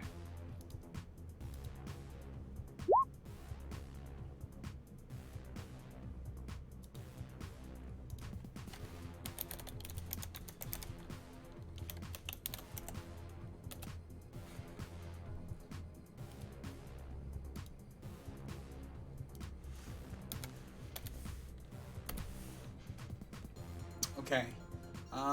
If it's cool with you guys, the NPCs can move on Zagnira's turn. Keep things nice and simple. Perfect. At this point, the music somehow changes to something I made in January. People are more familiar with this one.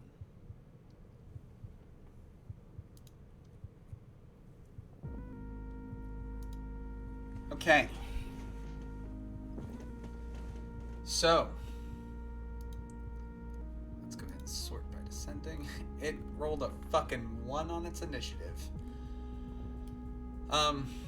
Okay. Which is going to take us to Casimir.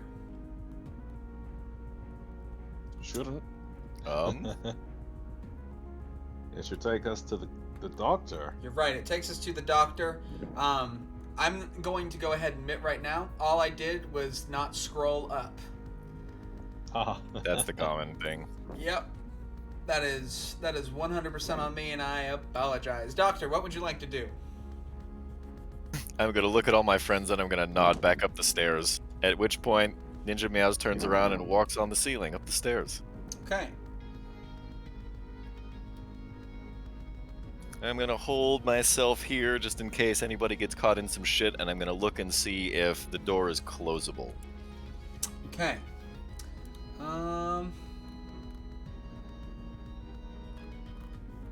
Oops.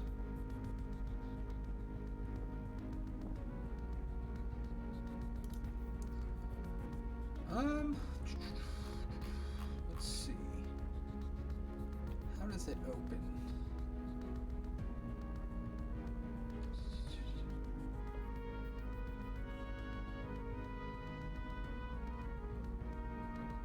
Yeah, so when you opened it, you actually just pulled it open towards you into the room.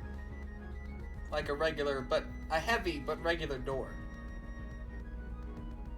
Okay, then I'm gonna push it just a little bit closed so that when everybody comes back through, I can shut it. Okay.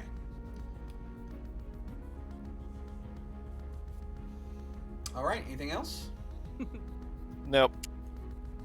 Mirren, what would you like to do? Okay, with the command that I received from the god, can I go back up the stairs and Oh. listen to the doctor? I'm gonna... Oh, you know what? Give me a charisma save.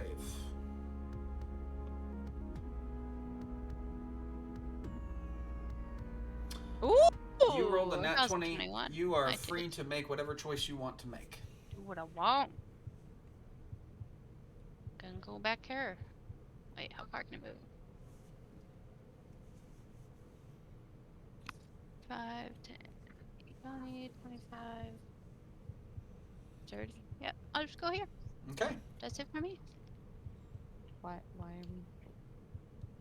I Say don't what? know. He's the leader of the group, and he told me to do this. Oh, yeah. I don't know about being the leader, but I figure let them kill each other. The Red Wizards have more fireballs. And they're gonna fucking... Oh, shit. Hold up. That's a fireball. It would have hit the crystal too, right? Most likely, yeah. The crystal can't make a dex throw. It's just sitting there. Hold on. Hold on. Retcon, retcon. Do you want us to go back? Not yet, not yet, not yet, not yet, not yet. Alright. Well, to be fair, they didn't have to aim it at the crystal. They could have, like, done what we do and not aim for where If they just aimed the like down fireball here, hit it wouldn't hit the crystal. But would... Yeah, I guess they would have, because they want to actually save the crystal. Okay, yeah, alright, never mind, never mind. Okay, we're good. Okay. They're gonna do the same thing again still, however. And that's gonna be, once again... It's gotta make 4 dex saving throws. Which almost feels like it's not worth it. You watch it roll 4 nat 20s this time. It actually passed There's the first one.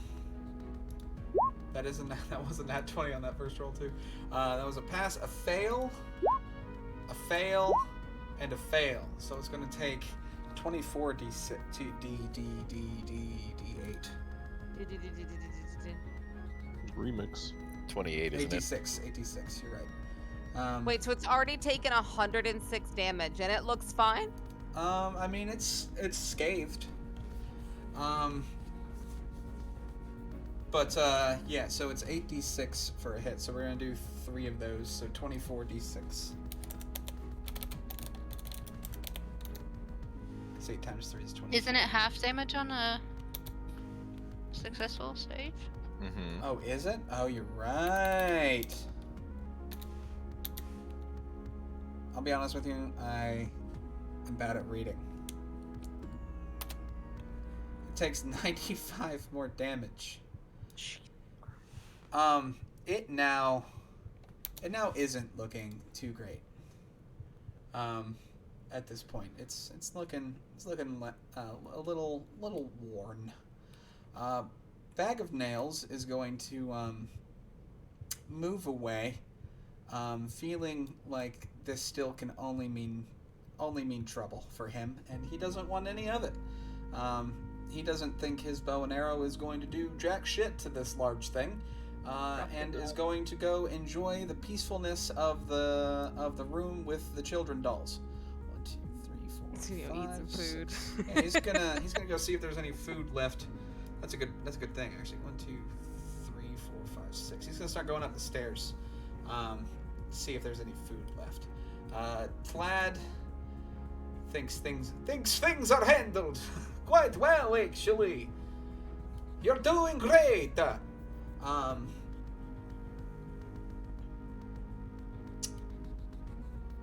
Yep.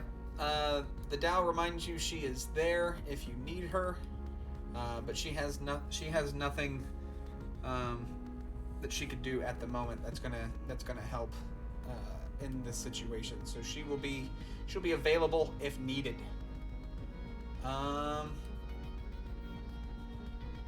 The thugs just kind of stand there.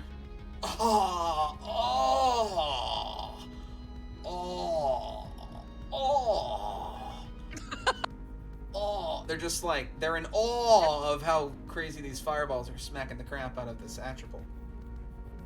Alright. And with that, Casimir, what would you like to do? I was thinking about attacking one of them if, like, the red mage just turned on us, but, you know, it'd be like killing a puppy, you know? So I'm not gonna do that. I'm just gonna walk on the roof, make my way up to here, get ready to attack anything that comes. And yeah, once alone, Bart. Okay, I will also note that I missed something real quick. Give me 1 second.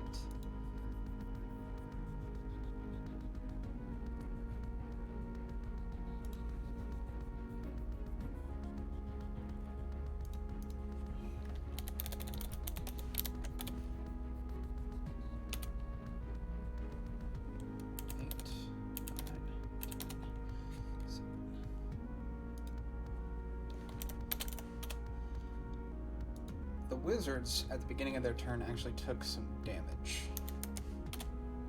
from being nearby.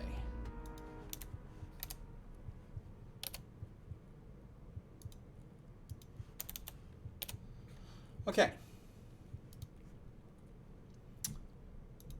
moving on to Lombard. Lombard doesn't have any problem listening to the rest of his friends. Doesn't think he'll shout out as he's beginning to walk away. In Gablin, he'll be like, "Hello, can you understand this?" It's just shrieking as it's succumbing to some burn damage. And he's like, "I don't think he understands it. Well, it was very nice to meet you. You have a very nice crystal." And he walks away. Okay.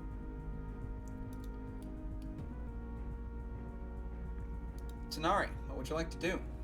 I'm going to go back up the top of the stairs. However, I'm going to turn and say, it might be better if they think we are actually helping. And she's going to rub her hands together and slam on the ground and shoot a lightning bolt that goes all the way down the center of the room. And if you will allow lava to be flammable, that will also erupt into flames. Lava is not flammable. It is molten rock. Oh. It is more fire than Well, fire, sometimes arguably. sometimes it goes psh when things True. hit it. It does, but So probably not enough.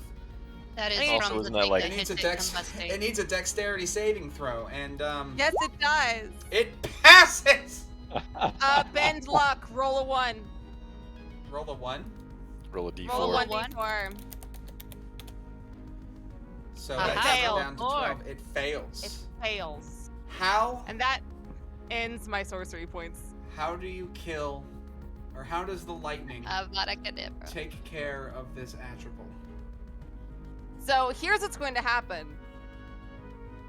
As the lightning shoots across the room and it explodes across the atropal and it falls dead, Tanari's gonna saunter back down the stairs, look at the red wizards and give them a wink,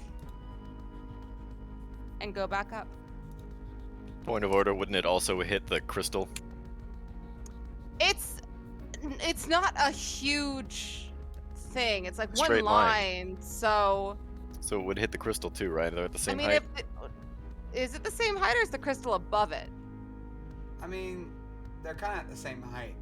If they're the same height, it'll hit is- the crystal. It is bigger than the crystal. Aren't they connected physically? Electricity. Also right tends next to each travel? other in a straight line. I mean, if it's not above it, it hits the crystal as well.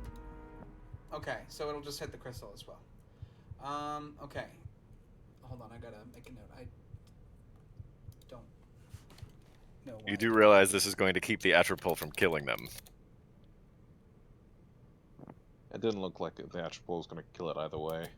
We don't know what it can do. It hasn't even gone yet. Do we want them dead? Well, it can't do it now. They're gonna try and kill us and take the soulmonger. Of course we want them dead. We can Why do you take think I was gonna try to have them fight it by themselves? Unless I just destroyed the crystal and set everything free. Let's hope. She has a point. If I Okay, do, I dap the doctor up. I'm just like, So again, so how do you kill this baby? I just told you. Could you tell me again? Sorry. I exploded it with lightning and then winked at all the red wizards to show that my power is better than theirs. Okay. Does it explode the crystal as well, or no?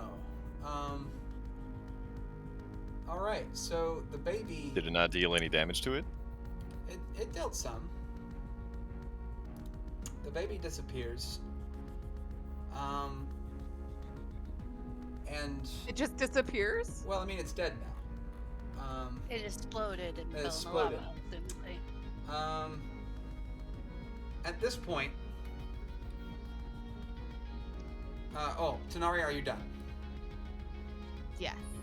At this point, this voice booms from across the room. How dare you!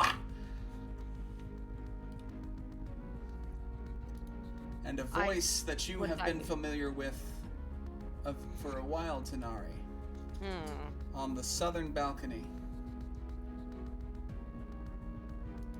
makes himself visible. A skeletal figure wrapped in moldering robes and clutching a skull-tipped staff appears on the south balcony. Hateful pinpricks of white light burn in its eye sockets, and a 2-foot diameter sphere of utter darkness floats in the air beside it.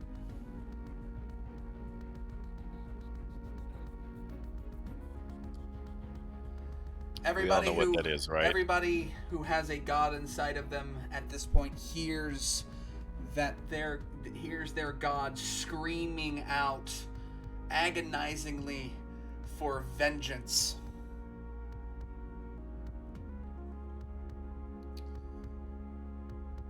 Everybody with a god inside of them gains 50 temporary hit points.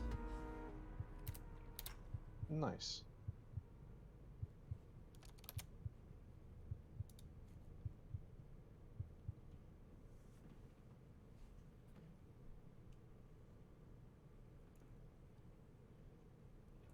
You killed my god!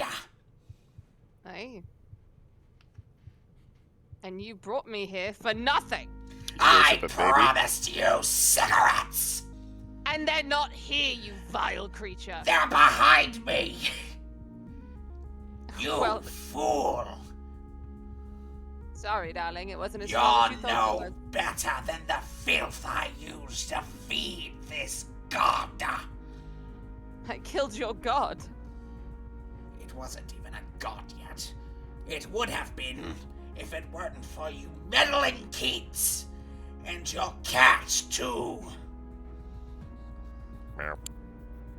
Some call me Old Man Jenkins. I call me Asarak. Quick, pull off his mask. Mage hand.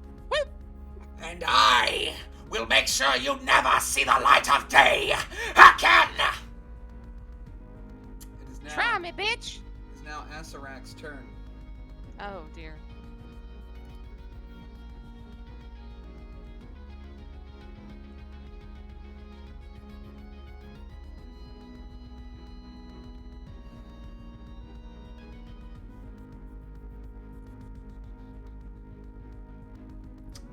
Let's just see real quick. It's been a while since I've looked at this man. He has a lot. He's got a lot. Let's see what these measurements are like right now. Okay. So the only people he can reach right now are the wizards. You're welcome.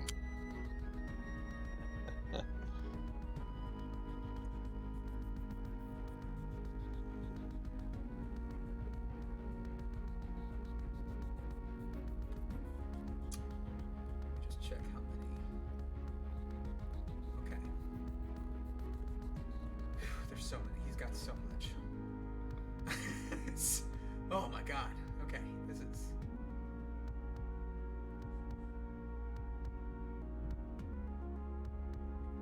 Okay.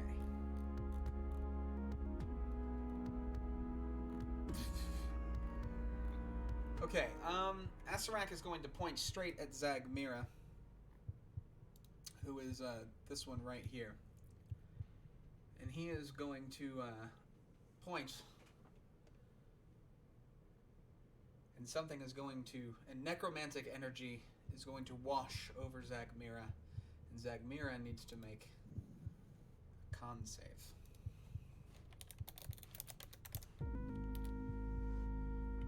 She passes. Very nice. However, she still takes half of this damage. Did you just get blighted? Maybe. She takes 11. Oh, dear. Doesn't seem that impressive.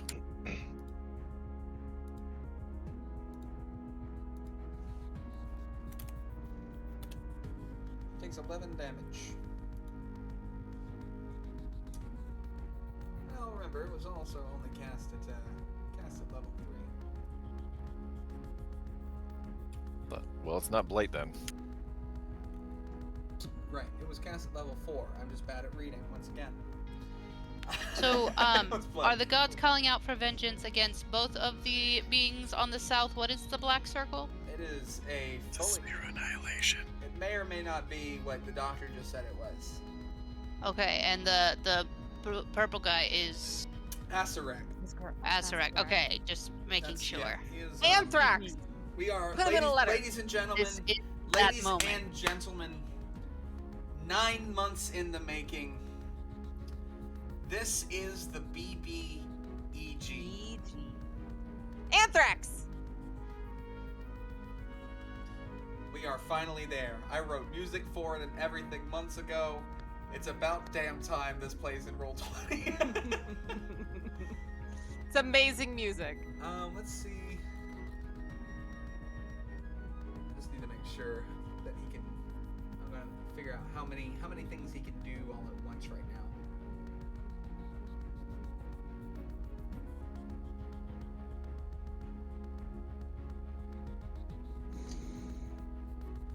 Okay, currently.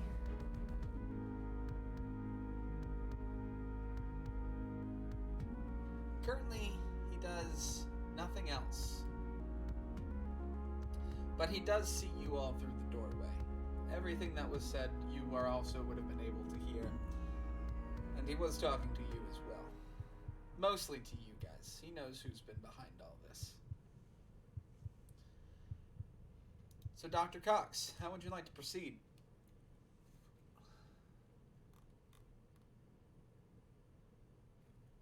I'm going to speak in a low tone and say, let them sort each other out. Focus your fire on the soulmonger. And I'm going to take a pot shot at the soulmonger with one of my +1 crossbow bolts. Okay. Oh, no, wait a minute. My crossbow disappeared too, didn't it? Was it magical? No, it was not. It's gone. I don't really have a lot of offensive options.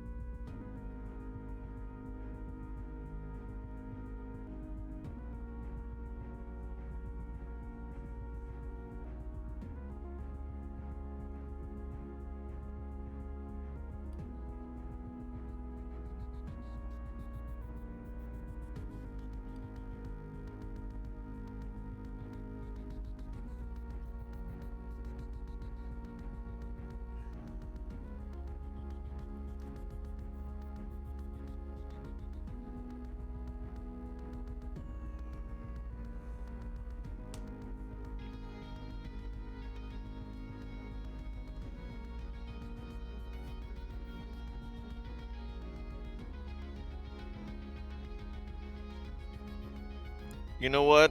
I think I'm not doing anything. Okay. Weirin, how would you like to proceed? Well. Let me just. That's like a real long way, isn't it? 100 feet? Okay.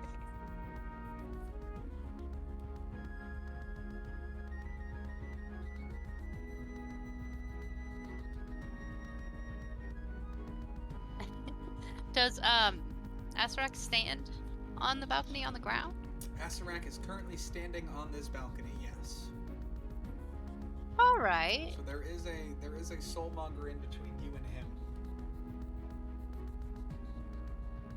As well as the lifeless, decaying corpse of an Atropol, kind of like hanging by the tentacles and umbilical cord freely from this from the soulmonger. Kind of nasty, but that was cool. I'm gonna cast Spike Growth on the balcony that Asarak is standing on. Okay.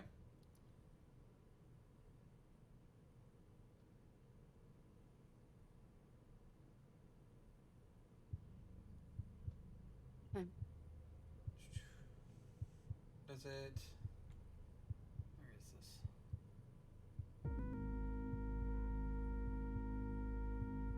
It's difficult Okay. terrain. And it doesn't make any kind of save, does it? So it just takes 8 damage? Oh no, it is. It's any. Oh no. Does not.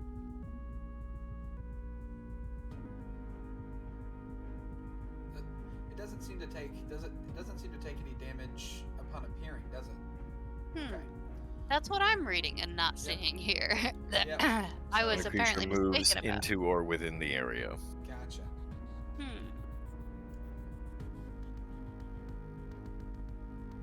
Okay, well, didn't do what I thought I was going to, but I'll take it. All right. Well, now That's it for me. there are spikes surrounding the floor around Asarak. That's gonna bring us to the mages. Zagmira turns to Asarak and says, Oh, big game, big boy. But I know a few of these pots are actually phylacteries of all of your friends. When I'm finished with you, I'm destroying each and every one of these.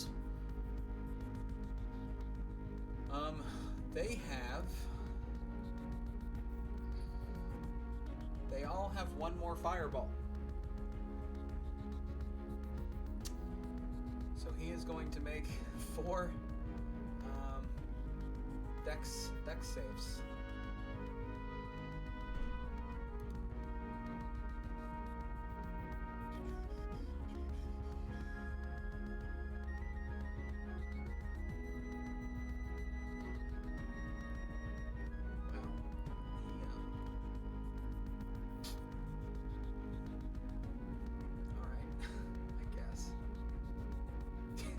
Yep.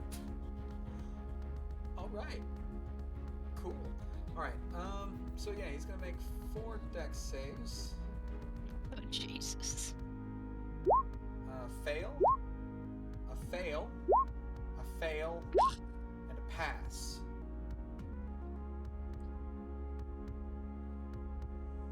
So he's gonna take 28d6 fire damage.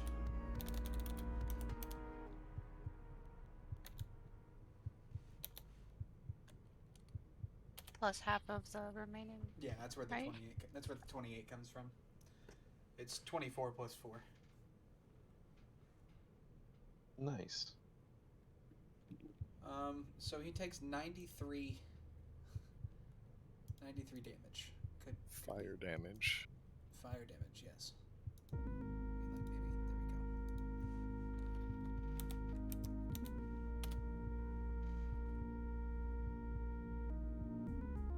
we go. Okay.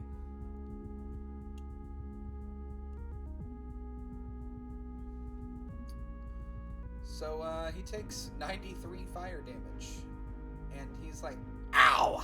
How dare you! That hurt!"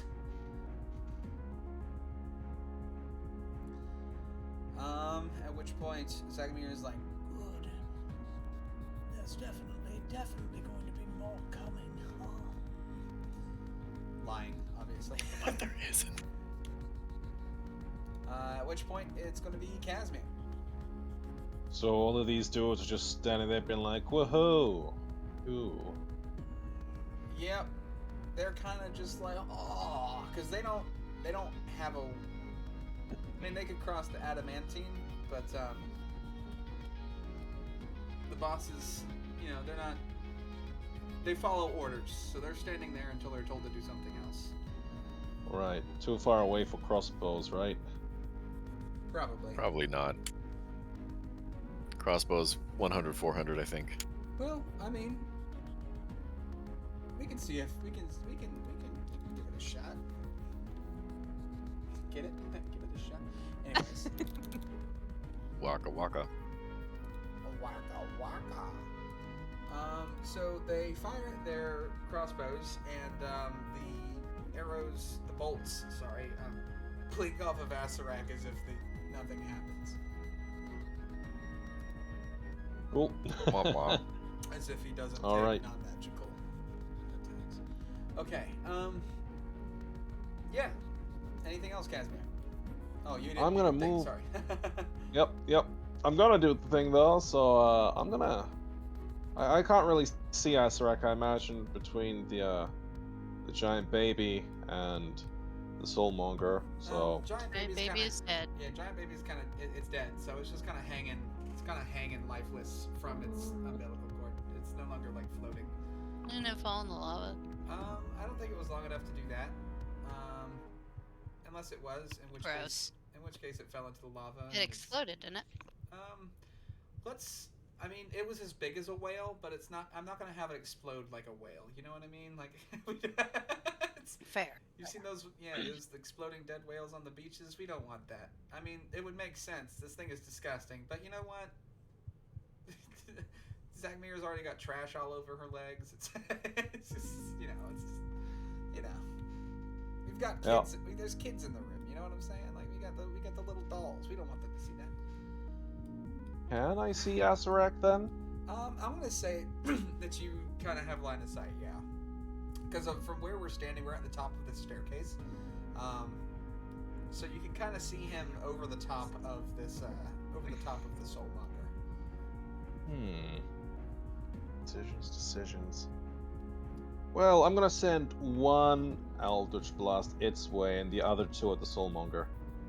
So this one's for Zach Meyer. Not Zach Meyer, for Asarak. Okay, never mind. And the other two are gonna go for the Soulmonger. Nice. The 27 definitely hits. The other one Beautiful. doesn't. Okay. Well, that's 14 force damage to the Soulmonger then. And yeah, I guess that's it. That's the end of my turn. Okay. Lombot, well, I mean, should I go try to smash the Soulmonger? If you're gonna do that, you should be really careful you don't fall in. You can always try and throw a firebolt at it. That's very true. I mean, Wait a minute. Can't you make the Goldenstein into a returning thrower? He can't. A You can't do boomerang, that. if you will. Mjolnir mode activate. I didn't know that Lombard was now Thor. He's actually been Thor Lombard since can become Thor. chapter 3. There's a lot of things you don't know about One of me, his many Denari. faces. I will say, I might To learn more. I might like taxes, but I am a barbarian. We had to make our wealth in the first place somehow. I need to do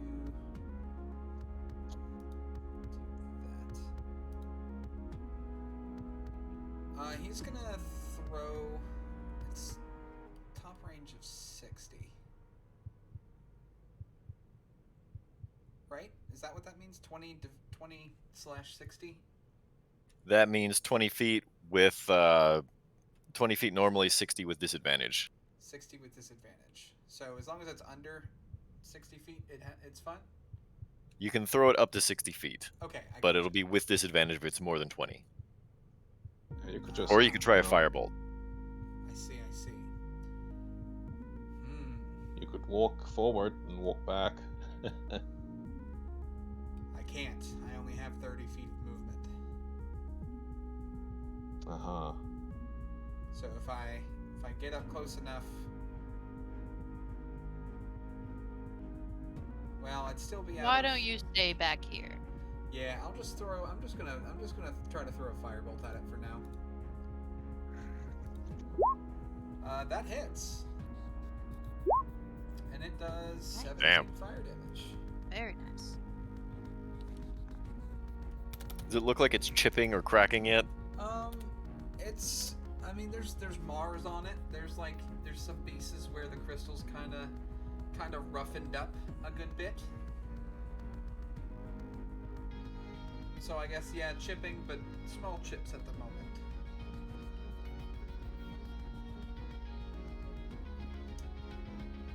Okay. Lombard can't really do anything else there. So Tanari, what would you like to do? Well, since the doctor's been constantly saying to focus the Soulmonger, I'm going to take out my lighter and shoot 2 firebolts at the Soulmonger. Go for it. Both of those, well, yeah, that hits, and that hits, so So it takes 39. 39 fire damage. It is has definitely got some damage on it now. It's pretty worn. It's got some cracks forming. It's starting to finally look a little weakened. Nice. I'm liking my lighter of double cantrips over here. Anything else? That is it. All right. Asarak.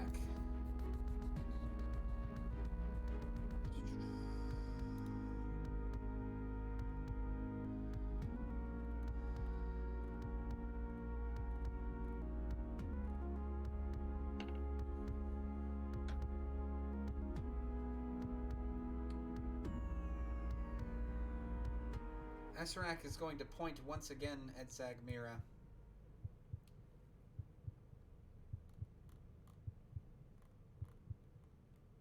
And a thin green ray springs from his pointing finger. And Zagmira is going to have to make a dex save. I don't think she can actually pass this, even with a nat 20.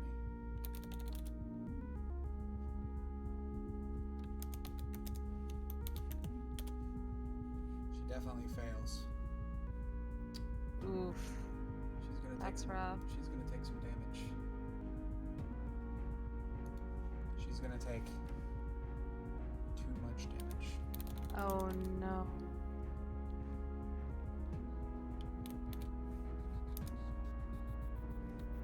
I mean, this is kind of a good thing. One less red wizard for us Yeah, to isn't take this what care you of. wanted? Taking 78. Yes, but now we can see how much damage he can actually do, and that would literally kill me. 78 force Or damage. not literally, but close. And Zagmira disintegrates.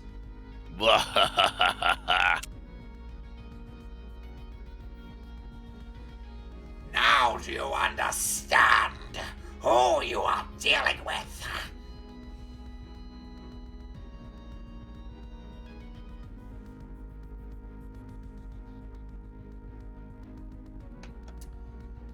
At which point he can't do anything else right now. Well, I mean he could, but he's not going to. Okay, Doctor.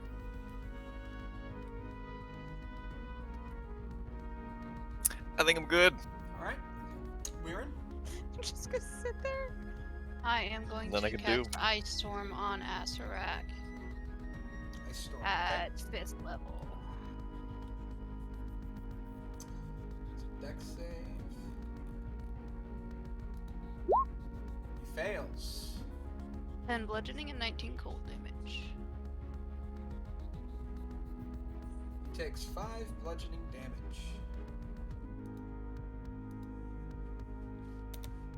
The area is difficult terrain until the end of my next turn. It already was because of the spikes, I think, but maybe not. But that's it. Okay.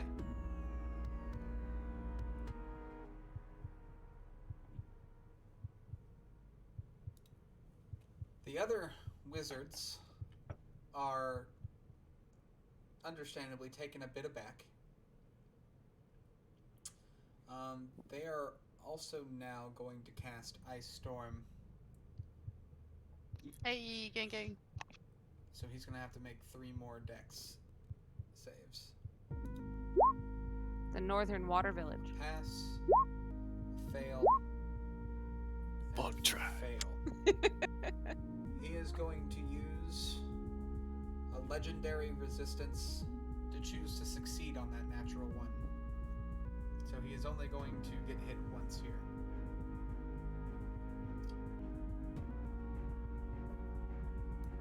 Ooh.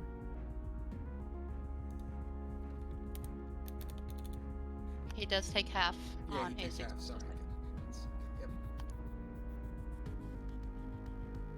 Do a roll 46 for the full damage that he takes, and then we'll do another 46 for the 2 half damages. Actually, we can just roll 8d6 in that case, can't we? Takes 30 damage.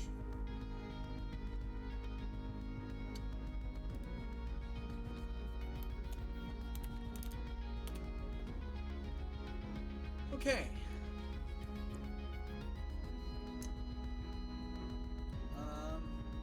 They also order the thugs to shoot at him again. They try. It just bounces off of him.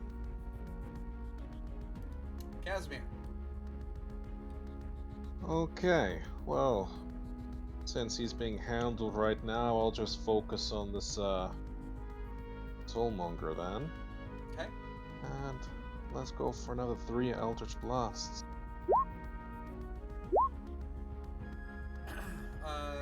The first one and the third one hits. Neat.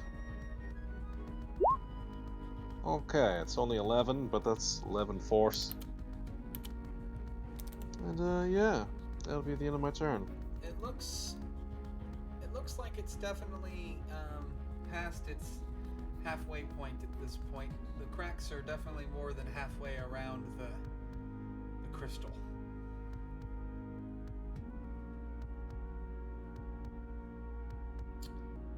Lombard's Okay, gonna throw another firebolt at it and hit it for 20 fire damage. Nice.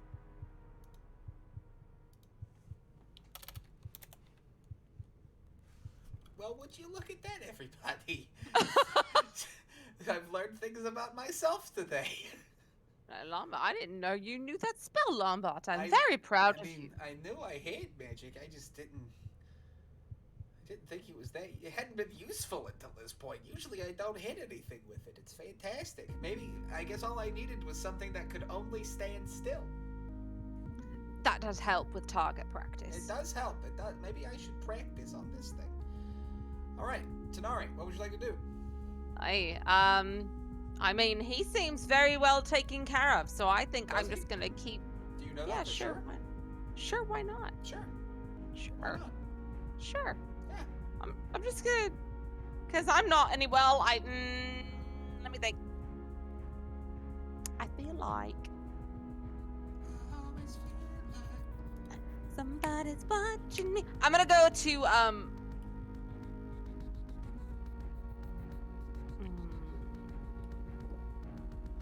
That feels like a big radius. That feels like it might kill people.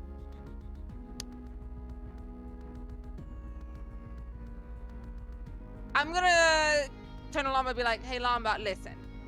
Yes. I'm really proud of you. And one day, you'll be able to do this. Okay. And I cast Fireball I don't at think the I soul. will, but that's At okay. Soulmonger. You're casting on the Soulmonger. Okay. Yes. It cannot make a dex save, so you definitely hit it. Perfect. For 27 fire damage. Hey. Sorry, this one's on a notepad, so I have to do math this time around. I'm sorry.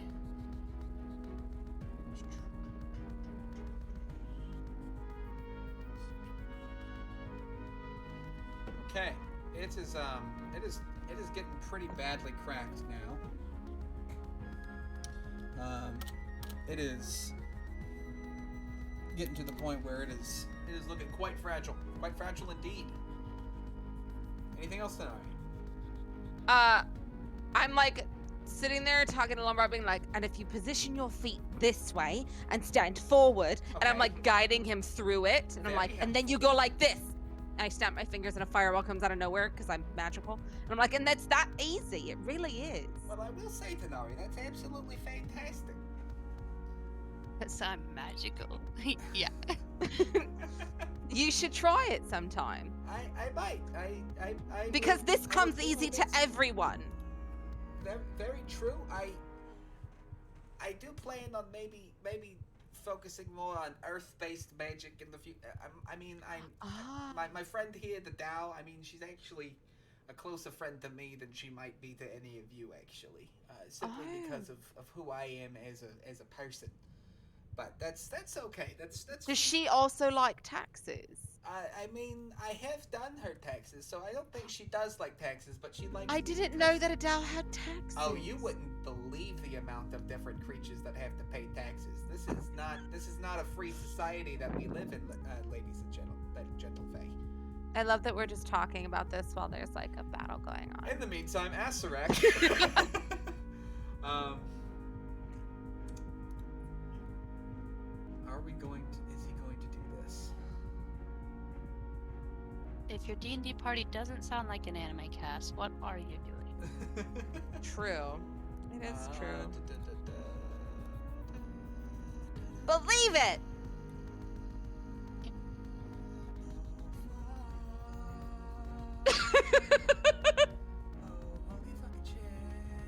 What are you about to hit me with? Circle of death. Are you serious? Constitution save. Circle of I'm Death? gonna Is that what you said? Everybody in this room. I cast Counterspell. Aw, you beat me to it. Oh shit. And if you don't counter it, I will. Of death. No! Shit. How dare you! I was going to kill you. I started doing a TikTok dance. So, question for more experienced players. If somebody casts a spell and somebody counterspells it, that still takes the spell slot from the person who cast the original spell. Yep. correct? It does. I just want to make sure Ain't that that a I bitch? correctly. Okay. I saved Sir. But my 6 it's not level automatic, spell you have to slot roll for it. Everybody's just for ass that. is what you did. If she casts it at 6th level, there's no roll. Yeah, I saved my Damn, 6th dude. level spell slot just for that. Is that so? That's what you It's did. null and void. Yep. Okay. All right. So I'm sitting there, I'm like, and Lombard, listen, and then I turn and I go, and then so back to tax. He cast fuck you. Oh well, I will say, Tanari, I'm glad that you were able to block that. I do have some other people's taxes that I have to finish before I go back to Dianzaru. Hopefully we make it back at this point. Let's hope to God he doesn't have more of that, because I'm out of spell slots almost. I've got some counter spells. I only have a 3rd level at this point, so. I mean, I can just throw a silence on him up on the balcony. He can't do shit. He is going. Well, actually, is he going to? But we're gonna need to take out the red wizards then at that point, and we still gotta finish off the soulmonger.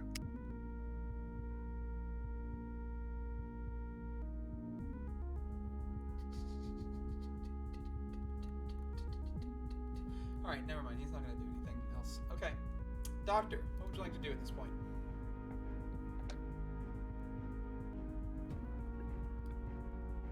How beat up does Asarak look?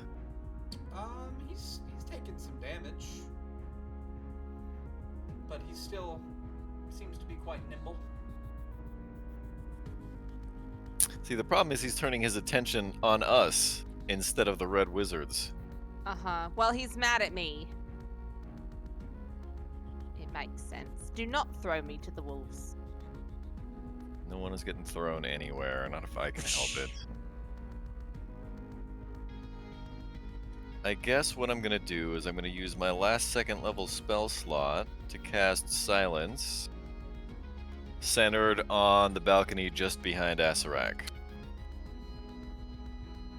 Okay. He is going to.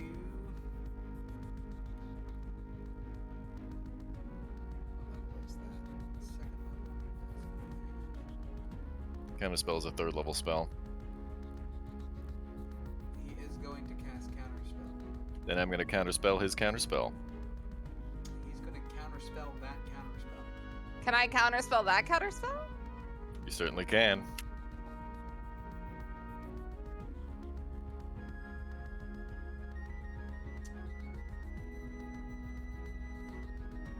He's going to. Also, I don't think you can. We got a true Jacob's ladder going Like, on right no, now. no. No, you. No, you! Because you can't counterspell a counterspell, right? Ah, okay. Because it's a Okay, because it's a fair enough. reaction. No, I guess that was more of a joke, anyways. At that point, I didn't think that would So yeah, no. Okay, all right. Actually, I guess you can, can't you? Well, I don't know. Actually, well, because it's its own spell, right? Well, you cast it as a reaction, but you only have one reaction. Correct. So you can only Wait. counterspell a counterspell once. We are more than 60 feet away, so your counterspell wouldn't work on him. Oh, you're right. You just have to counterspell the spell as it's being cast. So if it's gonna be like, But it's one reaction which you take when you see a creature within 60 feet of you. He wouldn't have We're been... too far away. He We're couldn't too do far away it. for oh him to right, be able because to it's on the counterspell silence cast. area. But that also means that I couldn't have done it either. Right, but he also couldn't have counterspelled, so none of the counterspells mattered. Oh, right, you counterspelled... I counterspelled the Circle of Death. Ah. Unless Circle 6th of level Death. is No. different. The area of effect was on us, so that's where the spell was countered, not where it's being cast from. If a spell Okay, has so an it's no AoE or if it's counter. targeted, I don't know, it's saying you attempt to interrupt a creature in the process of That's not- casting yeah, a that's spell, not and the what it says casting right time there. is one reaction which you take when you see a creature within 60 feet of you casting a spell. Yeah, it's the creature, not the spell. oh, Yeah. So that we are going to have to retcon this one. I'm sorry, ladies and gentlemen. The Circle Circle of of Death is going to Death. have to happen. Can I get my spell slot back? Yes. Okay, cool. I need everybody to make a Constitution saving throw. I'm sorry, guys. I tried. that also means that he can't counterspell the silence. 21. Oof. Okay. All of these are fails so far. Really? Yep. Oh, Jesus. Ooh, That's a definite fail. I've got a lot of NPCs to roll for.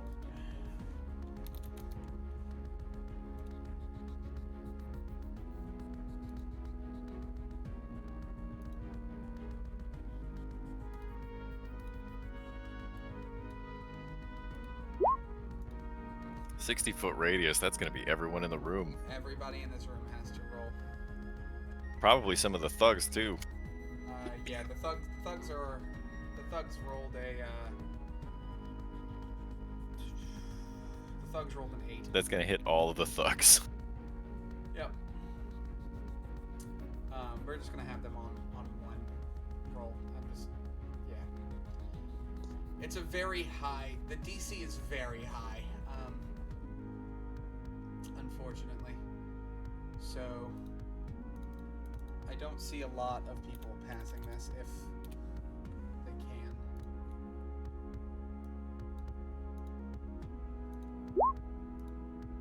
Zal failed. Oh my god, Keshma has to roll. She's gonna be pissed. She's gonna be real mad.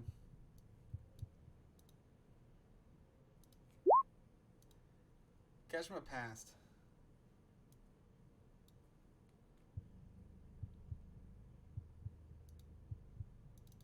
Keshma fucking passed. Okay. Nukanu?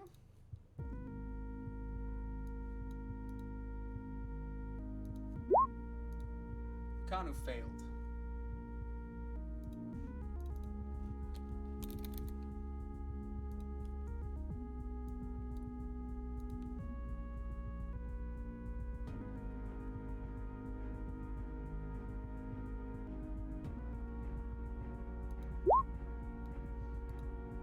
Biff failed.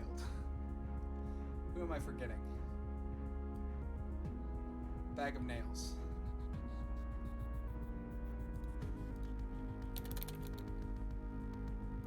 And then Lombard.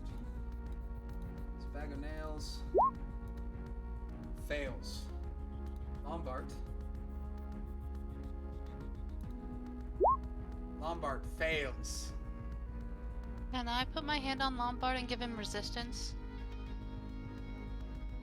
Is that a Not a reaction? reaction. It's an at-will cantrip? Nah, that's unfortunate. Casting time, one action. Yeah. Alright. So,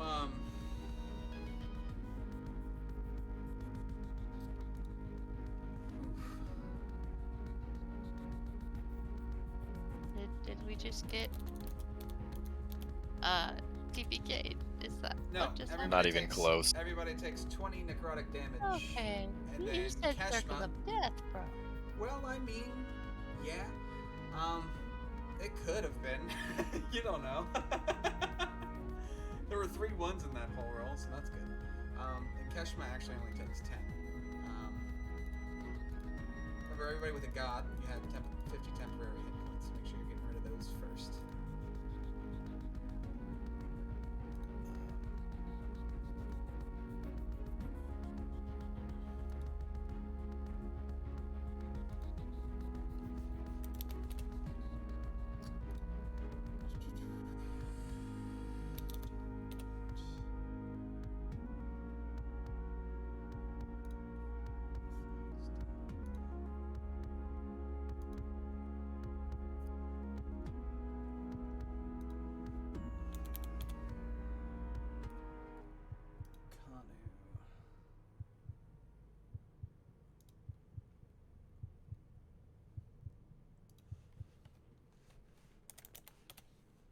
Kanu's not doing too bad at all, actually. She's got a lot of health. Keshma also is doing quite all right. Anybody else? Did I miss anybody? But the thugs. Ah, yes, all the thugs. This thug passed away. All the other thugs not looking too great.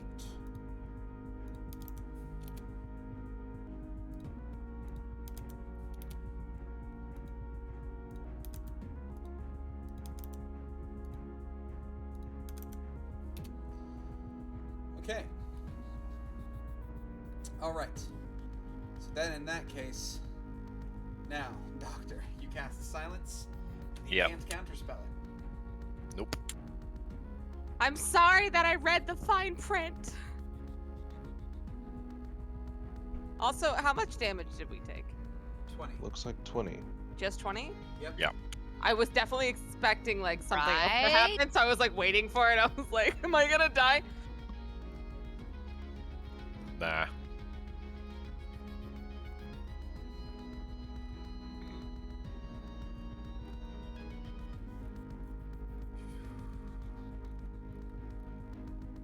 Just checking a couple of things. There it is.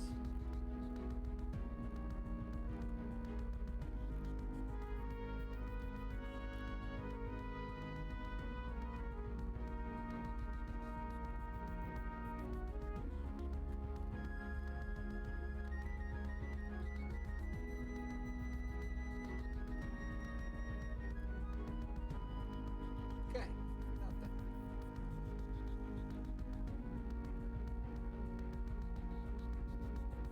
All right. In that case, yeah. That'll be good. Okay. Anything else, Doctor?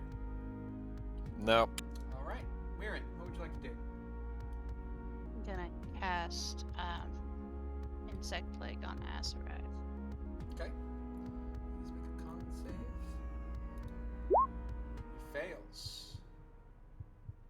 17 piercing damage, and I'm gonna maintain concentration on the spell. So, when it ends its turn here, it makes another save and takes damage again. Okay. Fantastic. All right. The remaining mages.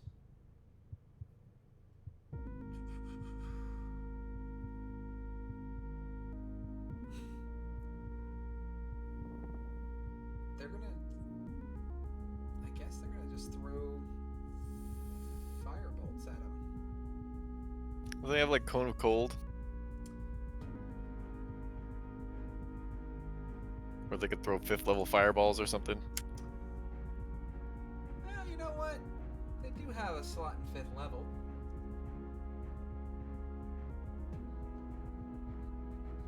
So they'll throw fireballs at 5th level.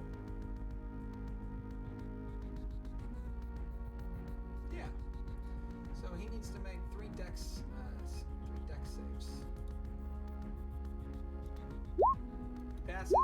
Passes, fails. So he's going to make. So this is going to be 10d6 on a fail, 5d6. So he's going to take 20d6 fire damage. 79.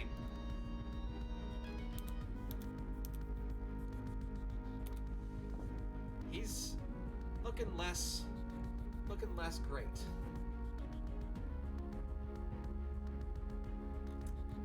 Let me just check something real quick. Okay.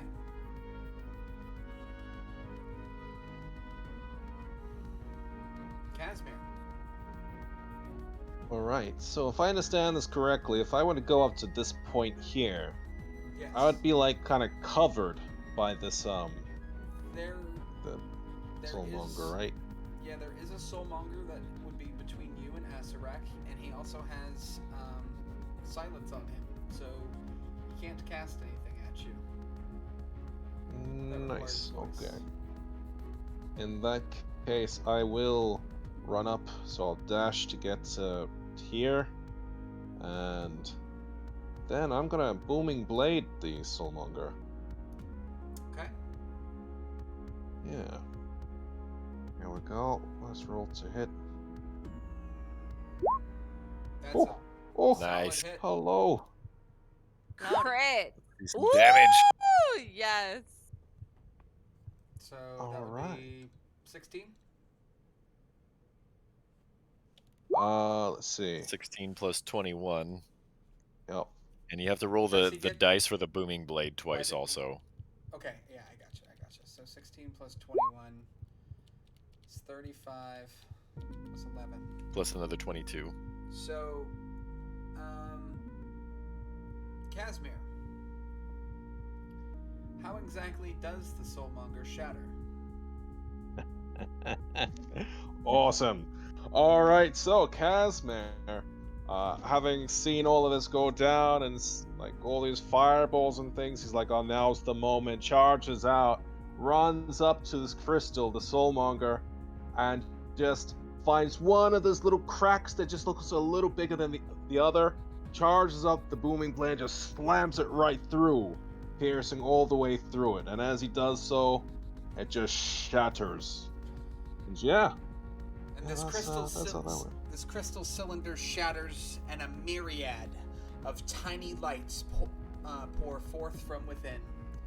These bright souls coil through the air like a tornado, blazing upward and then vanishing in a blinding spectral flash.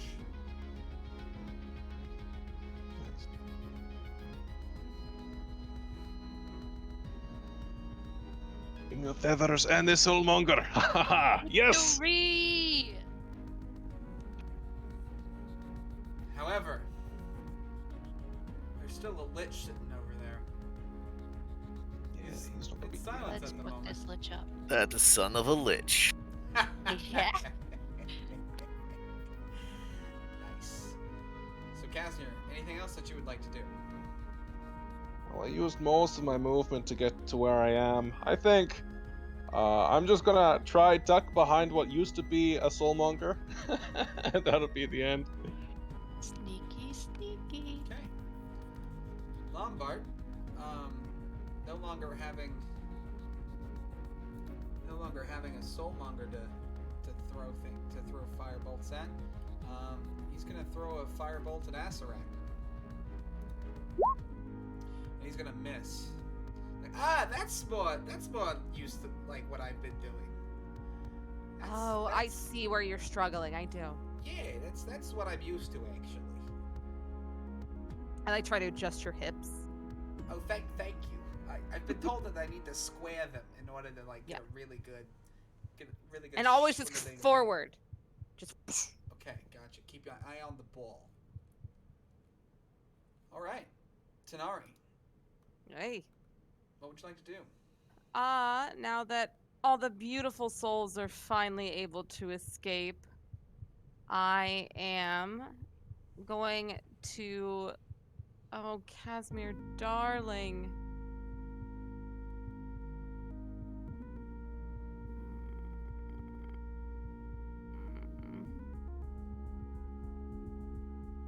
Okay, I'm just gonna fireball over Asarak.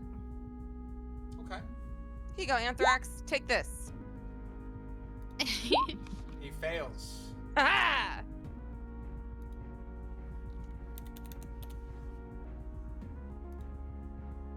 He doesn't say Explosion anything. of fire. Because, well, if he did say anything, then you didn't hear him. So, there's that. Okay.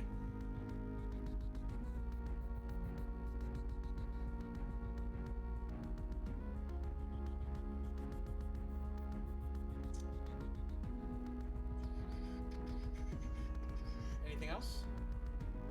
No, I can only do one thing per turn. Okay.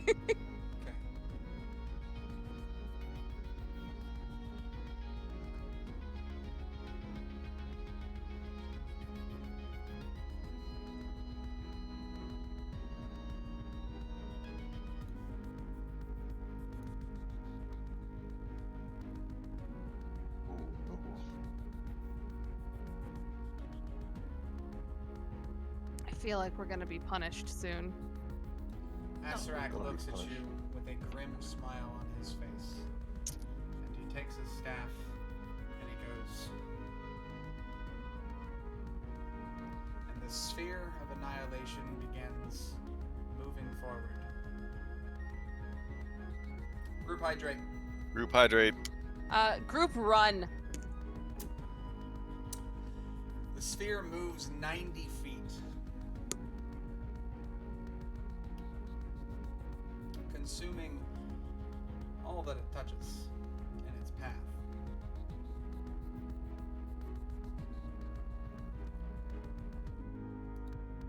There's no roll against this or anything?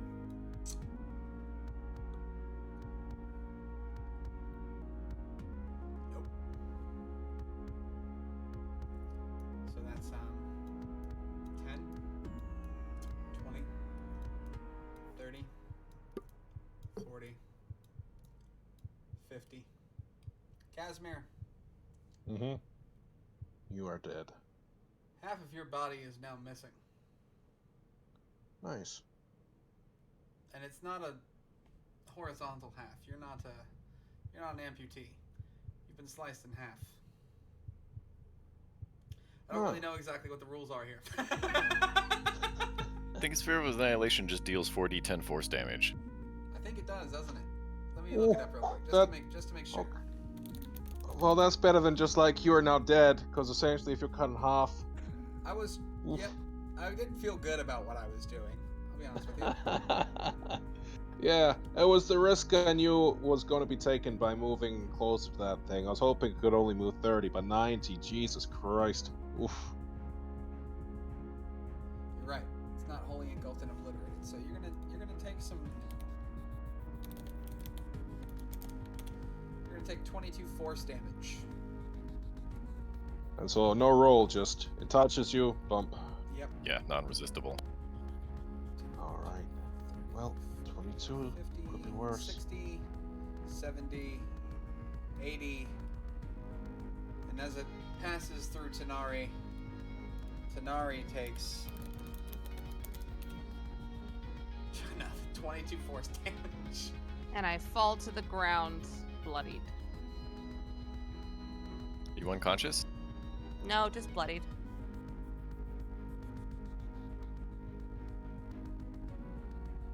Is that a status effect? Bloodied is like past half damage. Oh, okay.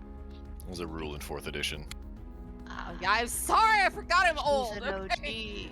This is 5th edition. I'm like- Does that still matter? Is that It's a just a thing? terminology. It's not. Just flavor. doesn't mean Oh, anything, okay, yeah. gotcha. I appreciate it though. So it's as if so you're at 0 hit points right No, now. no, no. It bloodied Below half. in old is below half.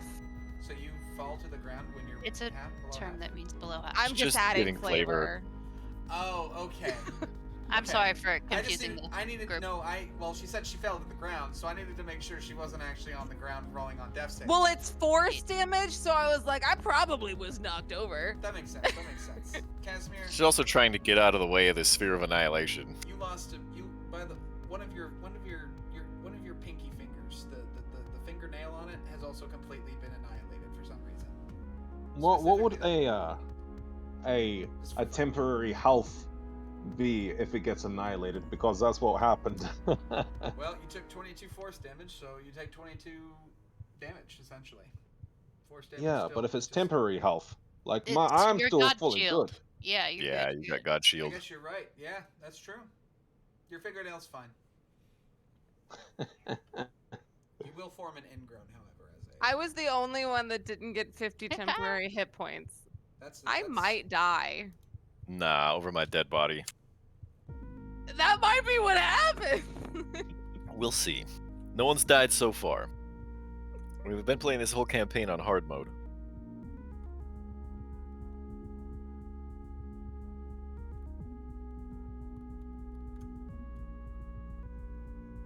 Okay.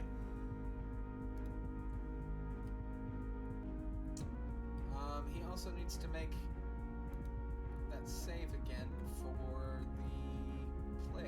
Yes, sir. He failed.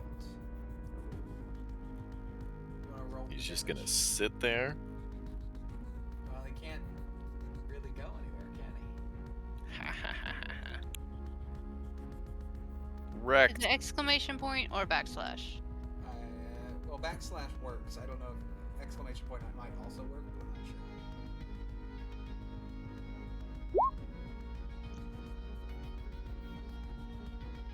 28 damage. Oh my god. Interesting. Weirin, What's up? how do these locusts devour the BBEG Yes! of Tomb of Annihilation? They just swarm around him they've been hovering around him as he's been attacking us, and I just point and they swarm him and they just strip the flesh from his bones. And he falls in a pile of cloth. He does, as he disintegrates into dust.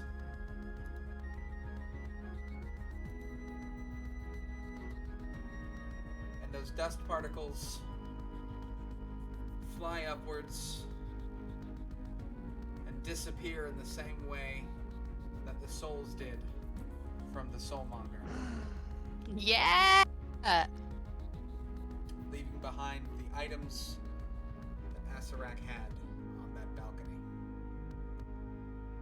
However, we're gonna take a really, really quick break because the DM really has to go to the little DM's room. Yay. Because this was intense and made my bladder stressed.